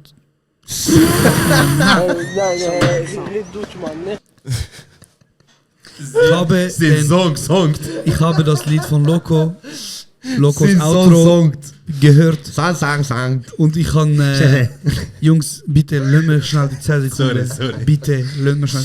Sorry, aber gespringt. Das ist das Kränkste.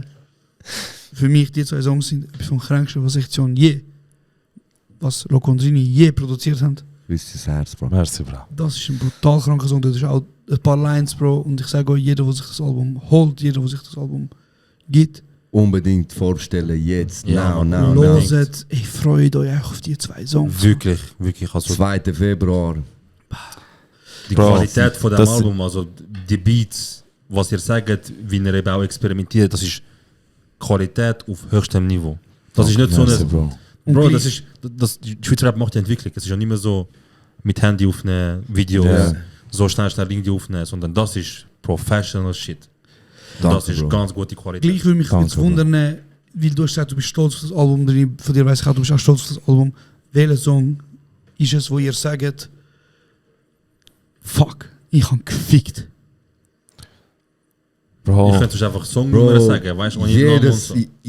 jeder Song auf dem Ja, Album. aber Bro. ein Song hat einfach gefickt. Es ist, Bro, es ist hure speziell, weil wenn ich das Album los, dann gibt es Songs drunter, wo ich zum Beispiel heute gerne los, morgen aber nicht mehr. Wo wie der Loco vorher gesagt Und hat. dann habe ich morgen einen anderen Vibe und dann los ich gerne Feat Lon Leduc. Und dann kommt der Dienstag, dann habe ich vielleicht wieder den Song gerne, den ich vorgestern gelost habe. Ja, fix. Darum, es ist so, Checky, aber es gibt doch Aber sicher welcher bist einen du Song, besonders stolz, weißt wo du? du sagst, wie zum Beispiel, look, Bro, also richtig stolz, Bro, Ja. bin ich auf Family Stories Ja. von mir, weil es ist mein persönlichster Song, den ich je gemacht habe. Mein persönlichster Song, verfluchte Scheiße. es ist ja mein persönlichster Song. Alles wegen dir, Josh. Sorry, Bro. Das Lieblingsmusik von meinem Vaters Kollegen. Wir sind alle eins Kanton. Es ist ein Kanton. Ari Eis Kanton. Bro, du hast gerade wieder voll ernst sein, Bro. Sorry. Bro, Mann, ey, jetzt Sorry. hast du mich rausgebracht. Was Es ist- ist meins. Es ist mein persönlichster Song. Und ich habe ein Jahr gebraucht, Bro, um das zu schreiben. Und ich habe versucht, wirklich Part für Part. Es gibt 3 Parts drauf, wo ich ein Part widme ich an meiner Mom, zweiten an meinem Dad und dritten an meinem Bruder. Ah, wunderschön. Und ich habe so versucht, auch stimmlich während dem Rappen so tönen, wie wenn ich mit meiner Mutter Redest. gerade rede. Krass. Weil ich habe eine andere Stimme, wenn ich mit meiner Mutter rede. Und ich habe eine andere Stimme, wenn ich mit meinem Vater rede. Das passiert automatisch. Checky. Und ich habe eine andere Stimme, wenn ich mit meinem Bro rede. Und ich habe das auch so versucht, künstlerisch Und das ist auf... wiedergeben. Ja, okay. Wunderschön. Und Das ist eine ganz schöne Idee. Ja, Bro, das ist wirklich heftig, da habe ich ein Jahr lang gebraucht. Bro. Ein Also Jahr ich lang, meine, krass. stell dir jetzt vor, jemand kommt zu dir und sagt dir, ey, ich will das Album hören, aber zu mir das Album verkaufen, musst du mir einen Song zeigen. Bro, ich han brüllt in der Booth, Bro. Weißt du? Es ist nicht einfach Musik machen, darum habe ich ein Jahr lang gehabt, weil ich han brüllt in der Booth. Meine Eltern sind nicht mehr da, sie leben drinnen und wir haben sehr viel zusammen erlebt und ich habe so viel gehabt zum Verarbeiten, zum ihnen auch sagen, jetzt, wo ich auch reifer geworden bin und so, kann ich viel besser mit allem umgehen. Stark. Und ich habe so versucht, einfach Haben Sie den so Song, ehrlich wie haben möglich Sie den Song sein. schon gehört? Nein, noch nicht gehört. Und sie hören dann Sie wahrscheinlich auch, können wenn dieses er Album rauskommt. vorbestellen, Bruder. Stell das Album vor. Da könnt ihr hören, Mann. Und du, Luke? Bro, es ist auch je nach. Bro, wenn ich müsste Songs sagen, sind es eher solche, wo eben sehr viel Herz drin ist, wo ich sehr viel liegen lassen habe von mir, Bro. Last, wo ich wie an einem Therapeut gesagt habe, und es ist einfach draussen von mir und ich kann wählen, dass das von meiner Seele weg ist, weißt Aber in diesem Album sind ja sehr viel, sehr persönlich. Bro, Und das ist ja ein sehr Klischee, persönlich. aber es ist ein Klischee, wo viele sagen, so Jungs als Rapper, als Repräsentanten von Hip-Hop, ihr dürft nicht so, weißt so die toxische Männlichkeit ist doch ein grosses Bro, Thema. genau so Sachen sage ich, Bro. Ob es in meinem Outro ist, Daddy ist anders oder im Leben. Das sind meine Songs, wo ich liegen lasse, Last von meiner Seele, wo Jahre drauf gelegen ist, Dreck, wo dort gekratzt hat, Bro. Ja, Vater. Sorry. Nein, Bro, also real Nein. as fuck, real as fuck. Einfach, Nein, jetzt sind die am Einspielen. jetzt sind wir am Einspielen. Nichts immer. Wir sind am sind die Zuhören, ganze- Bruder. Bro, wo ihr habt wollt ernst reden, Ja. wir haben uns angepasst. Jetzt Der Josh ist fragt ihr hässlich ernste geworden. Frage, Bro. Bruder. Ihr fragt ernste Frage, aber spielt Eier, Bro. Nein, Nein, Bro, das Wieso, Bruder? Wieso sind Ich weiß nicht, tut mir Bruder. leid, Bro. Auf jeden Sorry, Fall. ich kann es ein bisschen auflockern. Auf jeden Fall, es ist sehr, sehr nackt und ich kann das einfach mal loswerden und es ist sehr schön, Bruder. Ist es weg von mir, jetzt können wir Scheiße reden, Bruder, den ganzen Tag. Gut hast du gemacht, Bro. Gut hast du gemacht. Stark. Bro, Bro, aber eben, es sind so Songs, die auf dem Album sind, und dann gibt es einfach Songs, Bro, wo der Loco reinkommt. Gangbang mit der... Bro, also was hast du gemacht, Bro? Bruder, wir sind Hip-Hop. reingekehrt, Bro. Wir sind reingekehrt. Sie haben Kunst gemacht. Ganz einfach. Ihr regelt mich Wir sind kaputt auf, reingekehrt, Bro. Bro. Geil, geil. Sehr Aber stark. eben, zum Ja. Beispiel Sommer 09 hast du auch wieder so einen Vibe. What a geiler Vibe. Ich will Leute abstechen. wenn ich das... Nein. Nein, Spaß, Jungs, alles erst. Nein, Joldas. Nein, Mann, Jungs, es ist brutal. Jungs, ohne Scheiß. Ohne Scheiß. Bro, ich habe Mütter gefickt. Und Väter. Und ich hoffe, Danke vielmals. ich hoffe Danke, dass es... Aber welchen Song jetzt würdet ihr zum Party machen nutzen? Also Was von denen, wäre die ich euer- jetzt gelost habe, Ja. ich weiß schon welchen. Bro, also kannst du sagen als Deutsch, aber ich meine, der Song, wo ja wirklich nicht mitsingen, ist After Party. Der ist heftig. Also da Ja. kannst Bro, der ist Gens hat mir das Lied im Auto gezeigt. Und er so, ey, look, die Jungs haben das aufgelöst vor Ja. etwa 3/4 Jahr. Und er so, schau, die Jungs haben das aufgenommen, man, sie wollen das nicht releasen. Ich habe das so, denke mir so, wieso, Jungs? Ihr habt das fast nicht released. Hey, du hast einfach immer wieder, Bro, das ist halt der Prozess, Das weißt ist du? eben das Leben mit der Das ist Musik, eben Bro. das, Und ich sag dir jetzt nicht, der Song kommt raus, ich muss zuerst leben mit dem, Bro. Ich muss zuerst mit ihm gehen duschen. Gott sei Dank, Muss er dich noch ficken, oder? Bruder, ich muss einfach alles machen mit dem Song, Bro. Weißt, Also, ich muss Bruder, noch aber duschen das ist mit dem, real, Mann. Bro. Das ist am Anfang. Aber es ist herzig, Bro. Das ist Voll. real. ich muss alles machen mit dem Song, Bro, ich kann Bruder. nicht bleiben, sorry. Und Tut mir leid. dann kann ich dir richtig sagen, ja, Bro. Jackie. Aber Ist gut. welchen Song willst du Bro, Summer Nuni. Zum was? Zum Party machen? Zum Party machen. Bro. Crazy. So ein Hood-Part. Bro, es hat ein paar geile Lieder, wo der Beat, ich weiß nicht, Wir haben den mit dem Lone Ludwig gefunden. Bro, ich bin absoluter Er Lone-Ludwig-Fan. ist die Hard Sowieso. Absoluter Lone-Ludwig-Fan. So, Update-Zeiten, kränkste Tapes, meiner Meinung nach, so, was sie gemacht haben. Und jedes Mal, wenn Musiker, bis jetzt, ich habe das Gefühl, die meisten Rapper machen einfach Songs mit dem Ludwig. So, und jetzt, ich habe gesehen, Feed, Low und Ludwig. Das ist schon mal für mich ein Punkt, wo ich denke, geil, sind beide dabei. Habe ich auch lange nicht, also das habe ich lange nicht mehr gesehen, Bruder. Und dann ist der Song gekommen, Bro, und ich liebe, wenn sie mit so ein bisschen singen anfangen. So, mit dem Song würde ich gerne duschen. Sag dir ehrlich. Was Bro, würdest du gerne machen mit dem Bro, Song? ich halte das mal jetzt bei dem Song. Ich will sicher mal duschen, Bruder. Mal schauen, was sonst noch passiert, aber duschen will ich sicher. Nein, Jungs, das ist, also ich finde den Song abartig. Danke. Ich finde auch so, du merkst richtig so, da ist sich einfach überlegt worden, Bro. So Reihenfolge technisch, Bro. Es ist ein Aufbau, Dramaturgie ist dabei, weißt du so.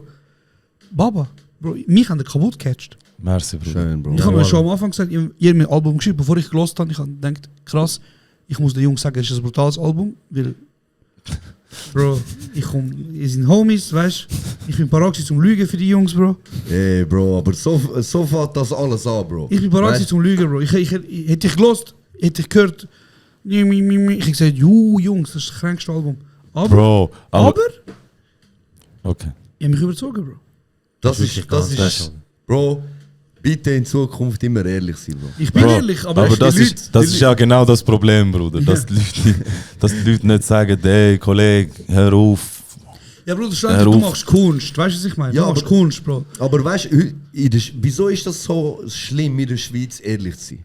Wieso ist das so Bro, es geht nicht darum, es geht darum. Weißt Wenn ich sage, es passt mir nicht, passt einfach mir nicht, aber Ja. vielleicht ist für 40'000 andere Bombe. Ja, Bro, aber du sagst, wenn schon, dass es dir nicht passt. Ja, die ehrliche Meinung. Aber ich kann wenn, sagen, du, wenn ja, du ja. von dir, wenn du nachher 5, 6 Leute hast, die ehrlich sind und sagen, hey, nein, das passt mir nicht. Bro, es gibt ein paar das Musiker. ist doch schön, Bro, weißt du, weil dann hast Ja, du eine ja. ehrliche Meinung.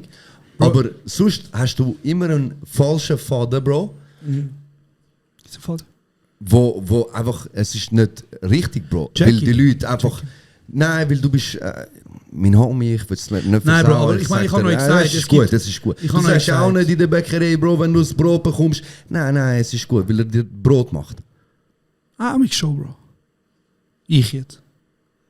Hör auf. Bei Bro, Bro, so viel bis versaust. Nein, Bro, aber Bro, jetzt Brot. Bro. Nein, sorry, aber ich habe euch auch Wenn gesagt. der Brot, wenn Brot, wenn du es anlangst, Bro, und das ist viel zu hart. Ja, Bro, wenn ich zu... Er ist gerne, wenn viel zu hart ist beim Bro, Back. nein, jetzt ehrlich, ich habe euch gesagt, es gibt... Und du kannst nicht Bro, ich habe euch gesagt, die 2 Songs... Aber ich will etwas Herz zum Essen, oder? Mann, Josh, Mann, ich schwöre, ich kann nicht mal normal Ich habe nichts gesagt, Bro. Du bist am Lachen, Bro. Konversation machen. Du bist am Nein, schau, Lachen. schau, Du, ja, was sagst du mir? Oh, Bro. Was ich? Bro, wenn du das Produkt, sagen wir das Produkt, Bro, bekommst du lass nicht mich richtig schnell über, Bro. ausreden, Dann bitte. sagst du auch, hey, nein, das hast du nicht richtig gemacht. Weißt du, wie ich mal beim Coiffeur gesehen habe, meine Haare gefickt, Bro. Er hat meine Haare nicht einmal... du hast gesagt, er hat danke nicht mal, er hat nicht mal vielmals, einen Kuss gegeben, Bro. Er hat gefickt, angerührt und ich habe gesagt, wow, Bruder, danke. Er so, wow, Bro, da bin ich... Frauen schauen mich an, mich noch nie. Ich habe mich heim Brüder Ben Jerry's gegessen, ganz alleine. Traurig, Bro. 100 Mal, sag mir nie mehr. Bro, das ist schwierig, aber beim Koffer Bruder, ist schwierig. aber ich habe euch gesagt, Jungs, der und der Song ist nicht mies.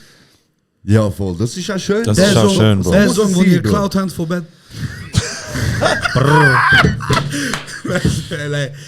Nein, also Bro, um das der Song, klarstellen. der Song haben wir 2 Jahre lang gehabt. Cloud. 2 Jahre lang.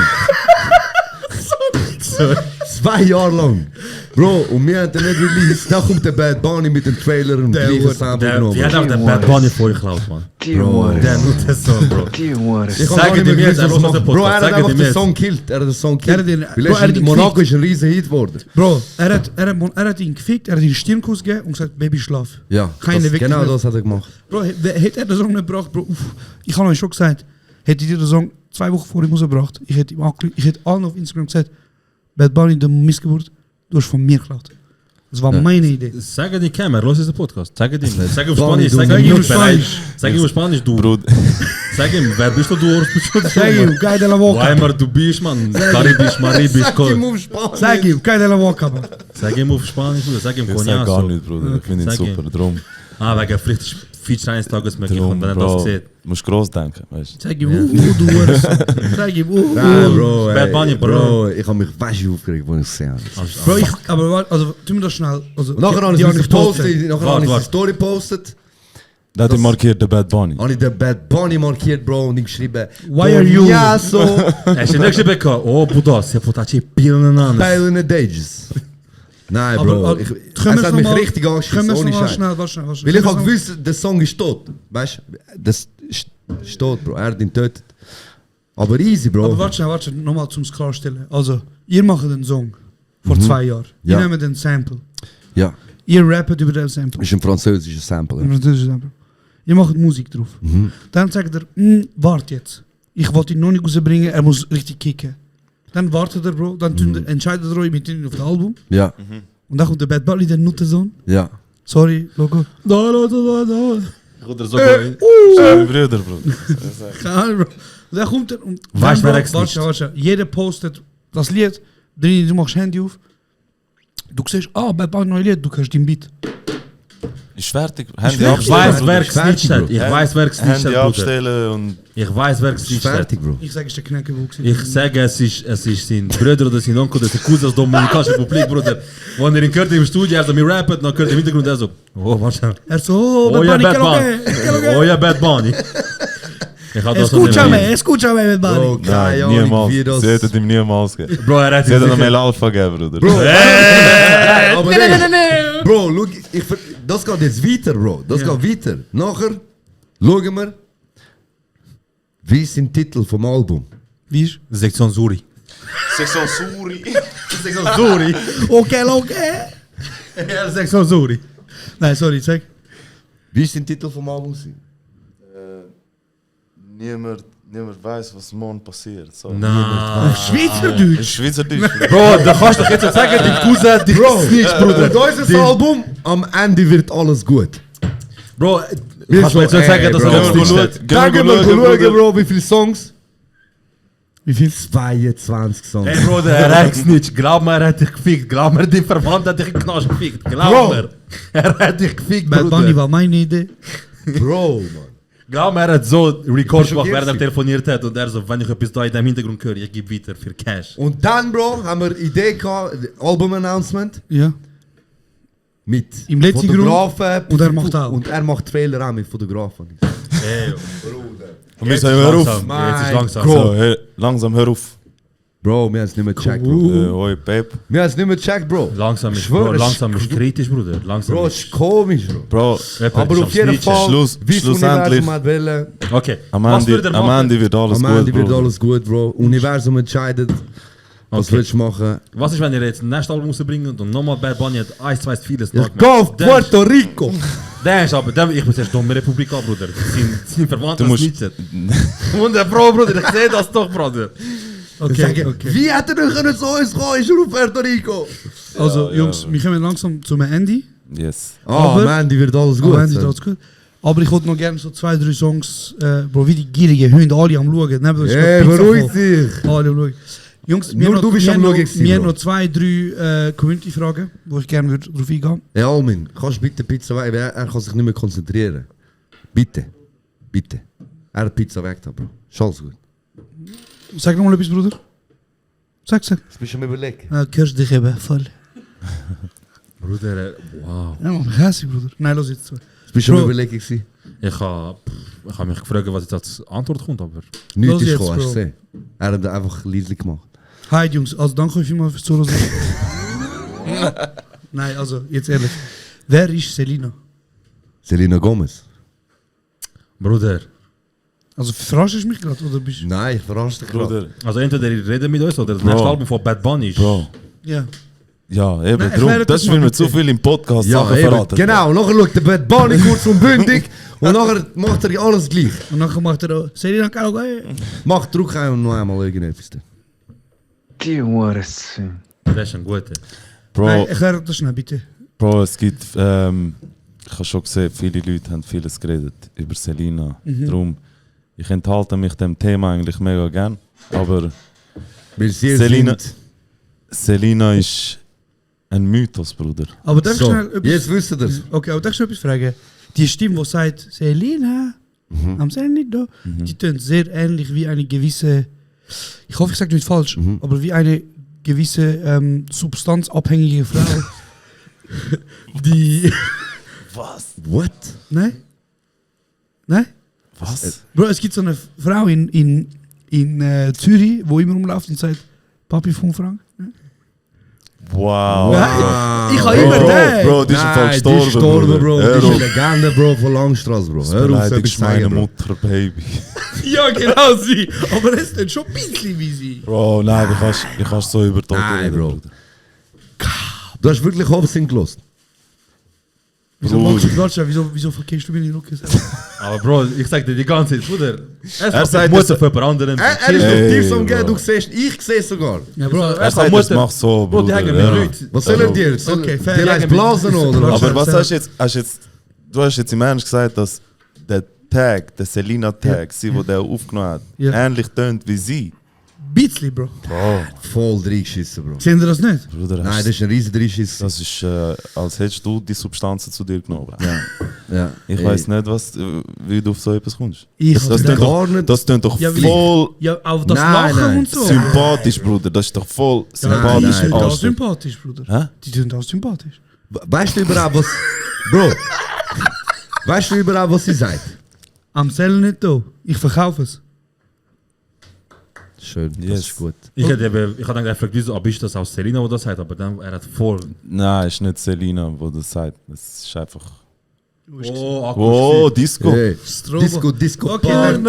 Also, After Party. Vergessen wir die Frage. Es tut mir leid. Jungs, ich hoffe, ich komme nicht drunter. Hast du Fragen? Das hat ich eben gemeint. Ja, Haben wir nicht Bruder. Fragen gesammelt von Doch, eurer das Community? ist eine von den Fragen. Wir haben ja eine gerade, Frage gewesen. wir haben soeben Community-Fragen zu Ah, Albanisch. ja, er kann es nicht Wir introducen. dort- Er hat gesagt, du musst zuhören, Bruder. Wo introducen? Introducen. Also, es fragt wirklich hure viel, wer ist Selina, Mann, aber das wollen wir nicht sagen. Selina ist Selina ist. Kommt da uns die Live-Show, dann hören wir es. Selina ist. Wer war sie? Ist die erste Fledermaus von Wuhan gewesen. ja. Okay, also, Jungs, ab jetzt müsst ihr erstmal, wenn ihr befragt, müsst ihr einfach eine andere Geschichte erzählen. Voll. Ja, das machen Dann, wir. Fress. eine Frage, wer ist die motherfucking Sektion? Wer ist? Wer, Bruder? Die Motherfucker. Ja, Sektion, Bro. Sektion. Also, Jungs, ich suche jetzt noch eine Frage raus. Gut, ja. Wieso ist Jordan nicht mehr dabei? Bro. Es ist. Wir haben zusammen gearbeitet, Bro. Wir haben dann gemerkt, okay, es ist besser, wenn er sein Zeug selber alles macht. Weil es ist einfach irgendwann wie. Er ist ein Künstler, der selbstständig schafft, weißt du? Und bei uns in der Sektion hast du wie eine Struktur, Ja. wo es sind mehrere Leute daran beteiligt und es ist strukturiert, weißt? Und wenn du als Künstler oder Künstlerin schon alles selber machst, dann ist so wie, weißt, was können wir gross noch dazu beitragen, weißt du? Okay, ja. Also, ich sind nicht immer clinch auseinander. Nein, nein, nein. Nein, gar nicht, nein. Okay, chill. Nein, im wir sind Gegenteil, Bro. zusammengekocht, Bro. Wir haben das Hast du genau besser so gemacht besprochen. und- Bro, es ist das Gescheitste gewesen, dass er seinen Weg geht, Bro. Weißt, es ist immer alles eine Phase, Bro, im Leben, weißt. Und morgen fängt vielleicht eine neue Phase an, ein neuer Lebensabschnitt, Bro, wo es weitergeht. Und wir sind immer noch Brüder, Bro. Wir sind immer noch Okay. da, Voll. weißt, wenn irgendetwas ist. Wir sehen uns auch, Ja. weißt, wir schreiben auch, Schön, Mann, hören schön. Aber uns. für die Leute halt draussen ist immer Eben, sie gerade sehen's das einfach Drama, Bro. Ja, es ist immer mehr Drama, als es wirklich Als ist. wirklich weißt. Wahrheit dahinter steckt, weißt du. Die Leute reden einfach so gern und sowieso halt, man ist lieber spitz auf negative Schlagzeilen. Ja, ja, als es ist ja eigentlich, immer- Weißt du, und man macht auch lieber negative einfach draus, Bro, weißt du, als eigentlich der Wahrheit ja. ins Gesichtsblick. es ist ja immer so, Bro, weißt du, wenn etwas Bro, irgendeine das Änderung. ist Stierlampe. Aha, oh. Wenn irgendeine Änderung. Bruder, ich habe nicht gecheckt. Ich da immer noch so. Ich denke, der Zero wird ein Stück Pizza. Hier. Bro, ich habe gedacht, es ist doch zu dunkel, Mann. Bro, soll ich jetzt sagen? Scheiße, gar kein Vergessen. Ja, aber auf jeden Fall, es ist alles gut. Eben, wir haben über alles geredet, Bro, bevor wir den Schritt auch öffentlich gemacht haben. Weißt du? Und Und das ist voll auf Gegenseitigkeit Voll. gewesen, so. Also, es ist eigentlich wirklich das so. Viele von den Fragen, die da gestellt werden, haben die eigentlich vorher beantwortet. Sorry. Ein paar Fragen sind wirklich ehrenlos. Also ein paar Fragen wirklich straight up Sachen wie fragt der Loco, ob er mich würde. Darf ich sagen, eine. Ja, ja. das stimmt nicht, Bruder. Ich sage einfach, es sind ehrenlose Sachen. Jetzt hast du etwas erfunden, Bro. Was steht da, Bro? Ja, also das würde ich gerne persönlich fragen. Jemand fragt, ich habe mir persönlich gesagt, wurde bitte Sex. Jemand fragt, kann der Loco mir 3 Kinder in den Ballern? Das gebe ich dir Zeichen, das gebe ich dir Zeichen, Bruder. Das stimmt doch nicht, Bro. Das stimmt, sie hat mir persönlich. Deswegen, ich sage jetzt den Namen, ich sage dir nachher den Namen. Aber eine gewisse Person hat gefragt, kannst du mir 3 Kinder in den Ballern? Nein, Bro. Hör auf. Nein, Bro, ich habe meine Frau, Also meine drei. Tochter verschont mich. Okay, also. Viele fragen eben auch noch, wie ist die ganze... Wie sind ihr aufeinander aufmerksam geworden? Loco und Rini. Genau, wir haben Wie lange kennt ihr euch jetzt? Ihr habt ja mega lang... Bro, von Musik. Also, keine Wir kennen uns schon lange, aber wir haben nie richtig zusammen kennengelernt. Aber wir sind im gleichen Quartier groß geworden. Ja, ja, aber gleiche du Haus hast, haben wir gewohnt, Bro. du hast halt, früher sind so halt, hast verschiedene Gruppierungen gehabt. Ja. So Lochergut Jungs, Hardeye Jungs, hast rechter Longstreet Elite ja. und so. Wir sind alle so in Gruppen gewesen.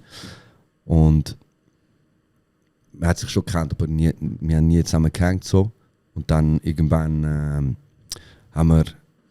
ist Kendrick gelaufen im Club und dann haben wir beide so, ey, Geil. krass, du kennst das auch. Und Geil. damals hat es niemand gekannt, Bro. Ja. Es war so underground gewesen in der Schweiz. Vor Section 80.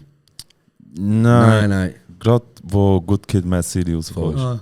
Und der ist der Bro, Long Live ASAP. Ja. Und dann haben wir wieder gecheckt, so shit, wir fühlen einfach genau das Gleiche, Bro. Also wenn ich dort mit dir gewesen wäre, hätten wir jetzt Musik gemacht zusammen. Das war auch eine Frage. Stimme hättest also Aussehen auch, vielleicht Nase müssen wir operieren. Nase aber vielleicht, es ist, Voll, aber sonst nicht viel, Bro. ist nicht viel. Das ist nicht viel, Bro. Geil. Jungs, ihr habt uns noch eine Geschichte versprochen. Wollt ihr die noch erzählen? Weil Leute fragen nach lustigen Geschichten. Bro, okay. Wir sind Aber in Frage. warte. Wir machen wir sonst mal einen wieder nur für lustige Stories. Aber jetzt hat er Nein. schau nachher so, Bruder, chill, bevor du es erzählst, lass es abklären, was wir können sagen. Also, schau, Bro. Aber eine können wir Eine erzählen. Eigentlich, Zum Abschluss. aber nur wenn ihr nochmal einen Knopf drückt. Wie wär's mit dem? Der ist halt dich gerichtet, Bruder. Bro. Ich verstehe nicht, was wenn du drückst. Ja. Kajaier. Keine Eier, Bruder. Wow. Bro, kennst du das Video nicht? Kennst So, du das Video? Irgendein ist so... Bruder, wie welches Video, Bro? Bro, der Zug. Wir haben ja gerade vorher Wir haben gerade gesagt, wir was kommen- wir dran wir- sind. Kein Hetero-Video. Wir sind doch am Morgen früh bis am Abend am Musik machen, Bruder. Wie soll ich so ein Video sehen? Bro, aber der ist sicher mal gesehen, Bro. Das ist so einer, der in Zürich habe in den Nachtzug einsteigt und er hat mit jemandem Stress gehabt vorher und der ist im Zug und er vor der Tür so, komm raus, sagt der andere ihm. Nein, Mit dem Messer führen. Nein, wir einfach Messer führen und die Tür geht zu und die Tür geht an. Er dachte, die Tür abfickt, Stunde, weil die Tür steckt, weißt du? Komm raus, man, Komm raus, kein. Dann kommt Kennst du Security, nicht? ja, das Messer! Kannst du das nicht? Bro, eben, wir sind auch nicht... Ich habe keine Zeit für das, ich bin ja Chart. Nein, 50, Bro. ja. Nein, wir haben einfach... wir kommen einfach nicht aus dieser Generation, Bro. Aus dieser Welt. Erzählst du mir, wie du Fucking 10 Jahre old älter heads. bist als ich? Bin ich? Nein, Bro. Bro, du bist... Ja, ich Du weiß musst doch mir- nicht, Du Bro. musst mir Abi sagen eigentlich. Ich weiß es doch nicht. Okay, Jungs. Also, Wie alt bist 28. du? Ja, Du? Du? 29, du? Ja, Bro, eben. Ja, Du? Was ist? Du? Was ist? Was ist? Wie seid ihr nicht? Bruder, wie hast du mich vorher hast du so da, hast du mir einen Chai bringen, Bruder, du bist älter als... Also, sag wie alt bist Bruder, ich bin 31 geworden. du? Also, So ein Handküsse jetzt. Lügner, Mann. Soll ich deine Hand küssen wegen dem? Bist du wegen dem? Schaffst du es von Warte, dir? warte, du bist eine andere Generation, wegen 2 Jahren. 3. Bro, er lügt doch, er ist 28, Bruder, 27. Nein, Bro, das ist eigentlich nicht die Rucke, Bro. Scheiße, Mann. Bro, Bro, was denkst du, von wo die vielen Geschichten kommen? Bruder? Ah, Alles, Mann, Bruder. Vom alles Leben, Bro. erlebt. Alles erlebt. Also, Mach Jungs, also, wenn du Bro, die Geschichte Geschichte, erzählen, also Geschichte. komm, gib ihm, bitte. aber am Ende wird alles gut, Bro. Okay. Und wenn nicht, Dann ist noch ein Sandy. Bravo. sehr gut, Bro. Und was sollen alle machen? Bro, Wo ist der Podcast, erzähl oder? jetzt die Hört nicht. Geschichte. Am Ende wird alles gut, hört das Album, kauft das Album. Kauft das Yes, sie Kaufleute. können jetzt. Jetzt könnt ihr Kaufleute-Album, alles. Jetzt könnt ihr Tickets für Kaffee. Alles. Beste Postkarte. Nein, also bitte, Jungs, bitte, Also, erzähl die Geschichte. Nein, könnt ihr noch einmal sagen? Bro, wieso machst du dich zum Affe jetzt? Hör Also, wenn wir noch Nein, einmal noch sagen- einmal. Bro, was machen wir jetzt? Wenn wir noch einmal mehr Die sagen, letzte ist online. gehen wir auf Bro. unser- Was können sie jetzt machen? Album vorbestellen. Danke, danke. Bro, Das noch nur das, was ich einmal, will noch einmal, dann gehen wir zu unserem Menschen und nachher Nur das, machen was ich will wir... Ja, aber hören. Jungs, Also. nächstes Mal müssen wir... Weißt du, es Schau, kommt schau, viel schau. kostet. Zero, bist jetzt ruhig. Aus Prinzip kann ich nicht, aber egal, Mann. Komm, erzähl, Bro. Wir sind im. Das ist, erzählen, Bruder. das ist Wir das werden Jahr, also kein- es ist das Jahr gewesen. Also letztes Jahr. Am Frauenfeld. Nein, letztes Jahr, sorry, Bro. Ich bin Letztes 10. Jahr, Scheißegal, ja. scheißegal. Letztes Jahr am Frauenfeld. Bro. Ist jemand gekommen von Live Nation? Was ist Live Nation? Bruder, Live Nation Das ist Label. er ist schon sehr weit gesprungen, Bro. Also Ja. wir haben... wir haben einen Auftritt gehabt am Frauenfeld letztes Jahr. Und unser grosses Idol, Kendrick Lamar, ist dort. Und wir so, ja, wir müssen ihn sehen, Bro. Ja, sicher, ja. Egal, wir müssen ihn sehen. Ja. Und wir müssen ihm Danke sagen. Und ich glaube, das war eine riesige Mission gewesen von uns. Einfach...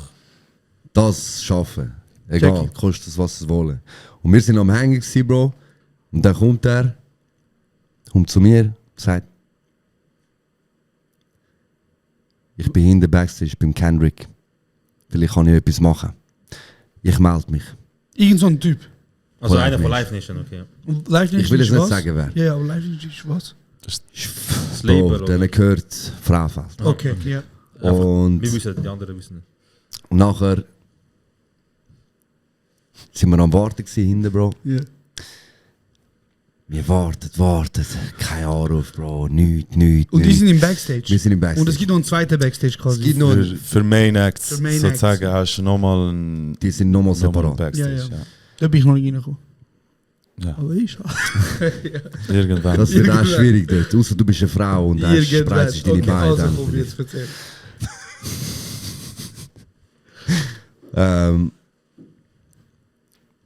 Er schreibt nicht, Bro. Irgendwann mir so, ey Bro, Mann, es fällt jetzt bald an, weißt du schon. Der hat immer noch nicht geschrieben und so. Wir sind Schreibe dort gestanden wie kleine Groupies, hä? Ich schreibe, Ich Bro, sag er dir, schreibt Bro. nicht zurück. So nervös Ja. und so. Ja, Er hat immer noch nicht am zurückgeschrieben. Plötzlich, Bruder, kommt der Kendrick raus, Bro. So, alles vorbei. Hast du Seine- gepackt? mit Geht seinen auf die Bühne. 1,60. Wir sind 1,60, gerade auf die Bühne, Bro. Wir so, nein, schau, er hat es nicht geschrieben. Ja. Er fährt an performen. Ja. Wir so, Ihr immer noch am Warten. wir immer noch am Warten. Und Wir nachher, haben ihn gesehen, Bruder. Ich habe so mit dem Handy, Bro. Ich Mit rausgekommen, ich am Führen, am Filmen und alle. Also wirklich, du bist Fan. Alle im Backstage, alle Musiker, weißt du, Deutsche und alle die Schweizer, alle mich am anschauen. Und ich dort wie ein kleiner Gruppe. So. Kendrick, du so sagen, hey K-Dot. K-Dot. Hey Kung Fu Kenny. Und er am durchlaufen. Ich schaue um und alle am denken, look der. Schau, der immer am Reden. Look der. Hat er über eine Story gemacht? Ist nicht der Loco, weißt du? Look der Trottel an mit Handy und ich die ganze Zeit am drin. Ich so, stell dir vor mir. Und wo er durchgelaufen ist, ich so, nein, wir können nicht. Und er verpisst sich nachher sicher gerade. Wir haben keine Chance mehr gehabt, Bro, um ihn zu sehen. der ist noch am Spielen gewesen, Bro. Wir immer noch hinten. Wir so, Vielleicht bricht er ja ab und kommt mal zurück. scheiß drauf, weißt du. Gehen wir VIP rauf und gehen wir die Show schauen. Ja, was eine brutale Show war, wieder mal. Ja, wieder mal crazy gewesen. Und nachher, wir gehen, Bro, kommen da Full Matches, so. Ja. Und dann vorbei, bah, gehen rauf, Bro. Irgendwann sind wir angekommen. Ich höre mein Handy. Hey, Fresse. Er schreibt mir, komm hin beim Samigo. Wo Samigo war. Ja. Komm hin, ich bin am Warten. Und er schreibt mir, komm allein.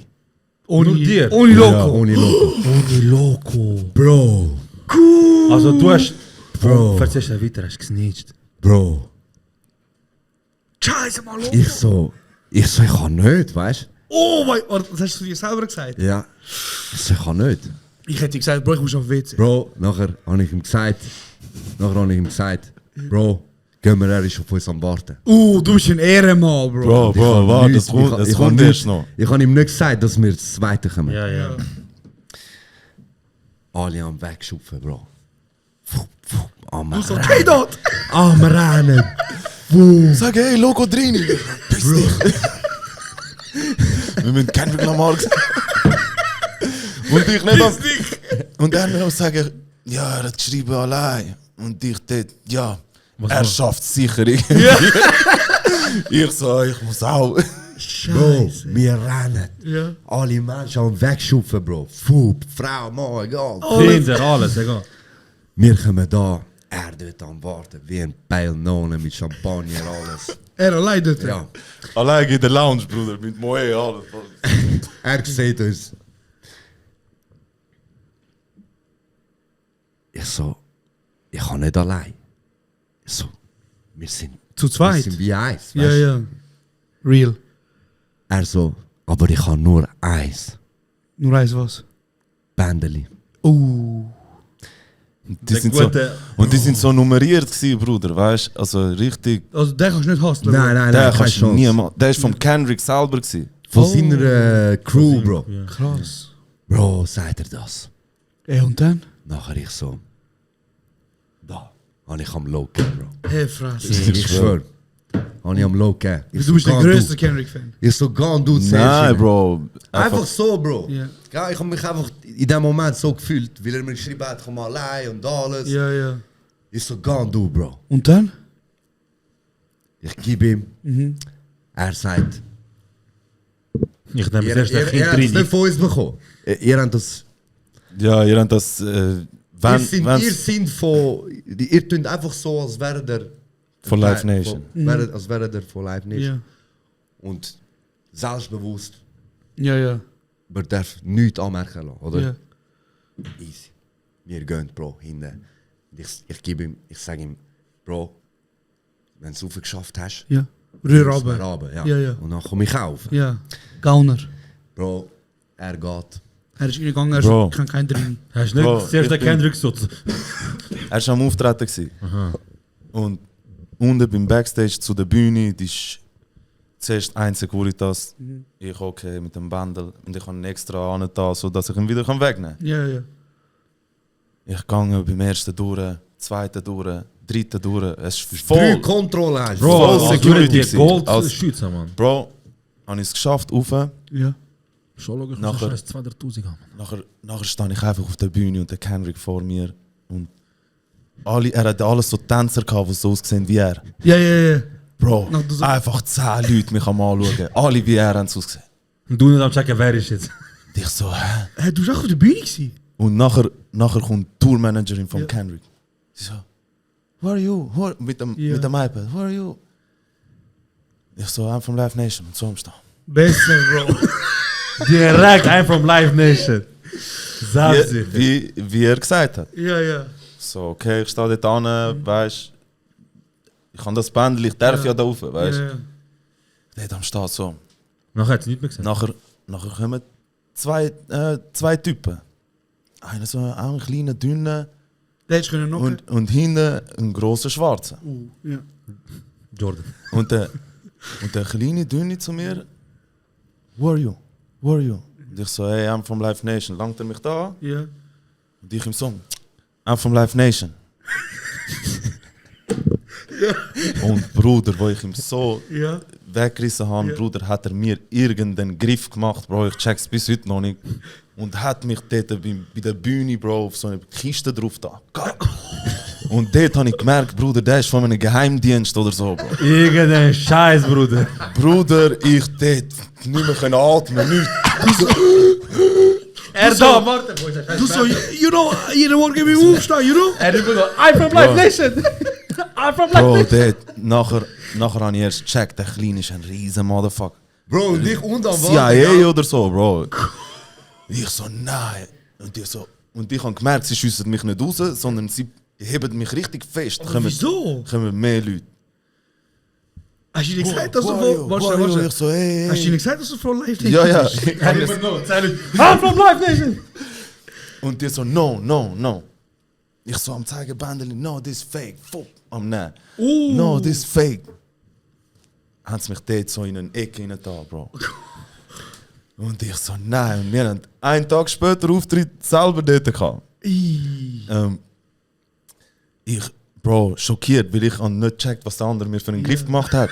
Du bist immer noch dort. Ich bin, Bis dort, er ist immer noch... Bruder, immer noch voll schockiert. Er ist so giffelig irgendetwas, Ich Bro. so, der ist safe CIA oder irgendein Geheimdienst. Bro, nachher nehmen sie mich und sagen, kommt Frauenfeld Security, die Deutsch können, Ja. und übergeben mich so wie an denen. Die so, out with him, out. Und der Securitas mir am sagen, ich schieß dich aus Frauenfeld raus, du darfst nicht mehr kommen. Ui, jetzt. Jetzt hat er Eier gespielt. Jetzt hat er Eier gespielt. Und dann? Und nachher, ja, ich kann nicht müssen sagen, ich so, hey, ich habe mal einen Auftritt auf. Wie redest du, Junge? Und Bro, hast du Und gesagt? nachher, Ja, Bro, ich bin Hund am Warten gewesen. er so, boah, ist das Ich so, Hund nicht, weißt du? So, was läuft, man? Wieso Hund? Plötzlich, Bruder, ich sehe dich. Er traumatisiert. So. Wie am Abend transportieren. Ich so, was ist passiert, Alter? Hast du dir von Security gesagt, dass du von Live Nation bist? Nein, ja, ihnen nicht mehr. Bro, Ihnen nicht mehr, nein. ich sehe im Büro, er traumatisiert. Ich so, Bruder, Gas. I'm from Live Nation. Ich sehe ihn unten, Bro, 2 Sekunden das so wieder. Sie sind einfach am Packen bis hinten. Ich einfach am Schauen, Bro. Also, wir nicht kennen. viel passiert. Also, Du so nein, Bändeli am Suchen. Wo ist der Bändeli? Shit, Bro. Wie laufen, Bro? Bro, man, nachher haben sie ihn losgelassen. Er kommt, Bro. Paralysiert, Bruder. Er kommt zu mir und sagt, du weißt nicht. Er hat gesagt, Palla. Paralysiert, habe ich gesagt. Okay, dann ist mein Feld. Egal, Bruder, jetzt musst du nochmal drücken. Und nachher sagt er mir, ey, Bro, das und das ist mir passiert. Und sie haben mich fast von Frauenfeld rausgeschmissen. Und er ist voll aufgebracht, Bro. Er so, Einmal packt dort hinten. Es sind einfach eben Leute Bro. von CIA Hast du gekommen. nicht einfach einmal geschrien, okay, da, das ist mein... Er am Auftreten, weißt du? Und ich so, Live Nation. schönster Moment war, ihm die paar Sekunden zuschauen, weißt du? Ich so, komm, ich häng noch 1-2 Minuten. Ich so, aber es ist nicht das Gleiche. Ich so, komm, ich werde gerade da drin holen, Bro. Ja, ja. Und nachher, ich kann sowieso gerade gehen, Ja. zu meinem Bändeli gehen, dass Ja. er kann schauen kann. Und in dem Moment haben sie mich so gepackt, Bro. Ich habe gedacht, die tun mich im Ecke irgendwo und fertig, Bro, fertig. Ich schwöre, Bro. Eben, aber warte, nachher bist du ja in der Security gewesen, und du hast ihm ja gesagt, ich habe morgen einen Auftritt und er hat Er hat mir gesagt, ich schieße dich aus dem ganzen Areal, aus ganz Frauenfeld. Aus ganz alles, Kanton. so, Aus ganz Kanton. Ich schaff dich aus. Ich schieße dich raus. Ich komme seit 6 Jahren über den Haag, Bruder. Wer bist du? Dass du mir Nachher habe ich ihm geschrieben wieder. Von Live Nation, Ja. geilste Sieg, Bro, ever, Bro. Ja. Dass du das gemacht hast, Legend, Bro. Und nachher sind wir zurück, Bro, zu ihm. Haben wir das erzählt. Er hat sich einen Schaden gelacht, Bro. Er so, hast du nicht gesagt, bist du von Live Nation? Ich so, doch. Er so, fake. Geil, Jungs. Ey, Jungs, wir sind bei 2 Stunden. Wow. Geil, Bro. Geiles Gespräch gewesen. Crazy. Ich würde sagen, wir kommen zum Schluss. Let's go. Ja, Bro. Am Ende wird alles gut. Eben wie auch dort mit dem Kendrick. Einfach, also, Ich kann noch können auftreten, das ist das Wichtigste gewesen. Voll. Sie haben gesehen, ich bin wirklich Artist, nachher haben sie gecheckt. Das Eben, ist alles gut. Ich So, glaube, Artist, nicht Live die Bändeli, sie haben extra Fotos Ja. von den Menschen, die sie es verteilen. Mit Nummern, weißt Wie du. viel gibt's Vielleicht, noch? ja. Nicht viel, Bro. Bro. Nicht viel. Bei mir ist, glaube ich, 17 drauf gestanden. Weißt du? Hättest du Zeit gehabt, dann vielleicht. Und ich Vielleicht glaube, besser so haben sie es gerade gecheckt, oder? Die so 17 ist ein Weißer. Aber eben, Bro. Er kann machen. Hoffentlich das Jahr am Abend ein Auftritt. Hoffentlich, Bro. Dann gehörst du rein. Drehen wir komplett durch, Bro. Mit dem neuen Album. Eben 2. Februar kommt es raus. Wir können es kaum erwarten, Bro. Wir haben so viel rein da in das Album, Bro. Wirklich unser ganzes Leben und unsere ganzen Einflüsse von der Musik. Und wir haben 22 Songs draufgepackt, die auch nicht mehr normal ist heutzutage. Wir machen es jetzt einfach, damit ihr einfach eine gute Ladung an neue Musik von uns habt. Und hoffentlich wird euch das gefallen allen. Und es freut uns sehr, dass es euch schon mal gefallen hat, Bro. Baba, Ja, man. keine Frage. Danke vielmals für die Einladung. Danke auch euch in der kurz und bündig. Tag. Yes. Josh, Seronin, Drini, Loco. Ihr wisst Bescheid. Und 16 Zürich ist ein Label und keine Gruppe. Und jetzt, Loco, die letzten 3 Sekunden gehört dir. Beste. Kurz und bündig, beste Postcard auf dieser Welt. Motherfucking Postcard. Scheiße, Molo. Scheiße, der Postcard.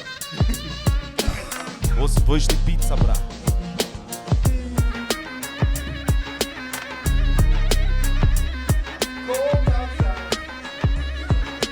Das ist kurz und bündig.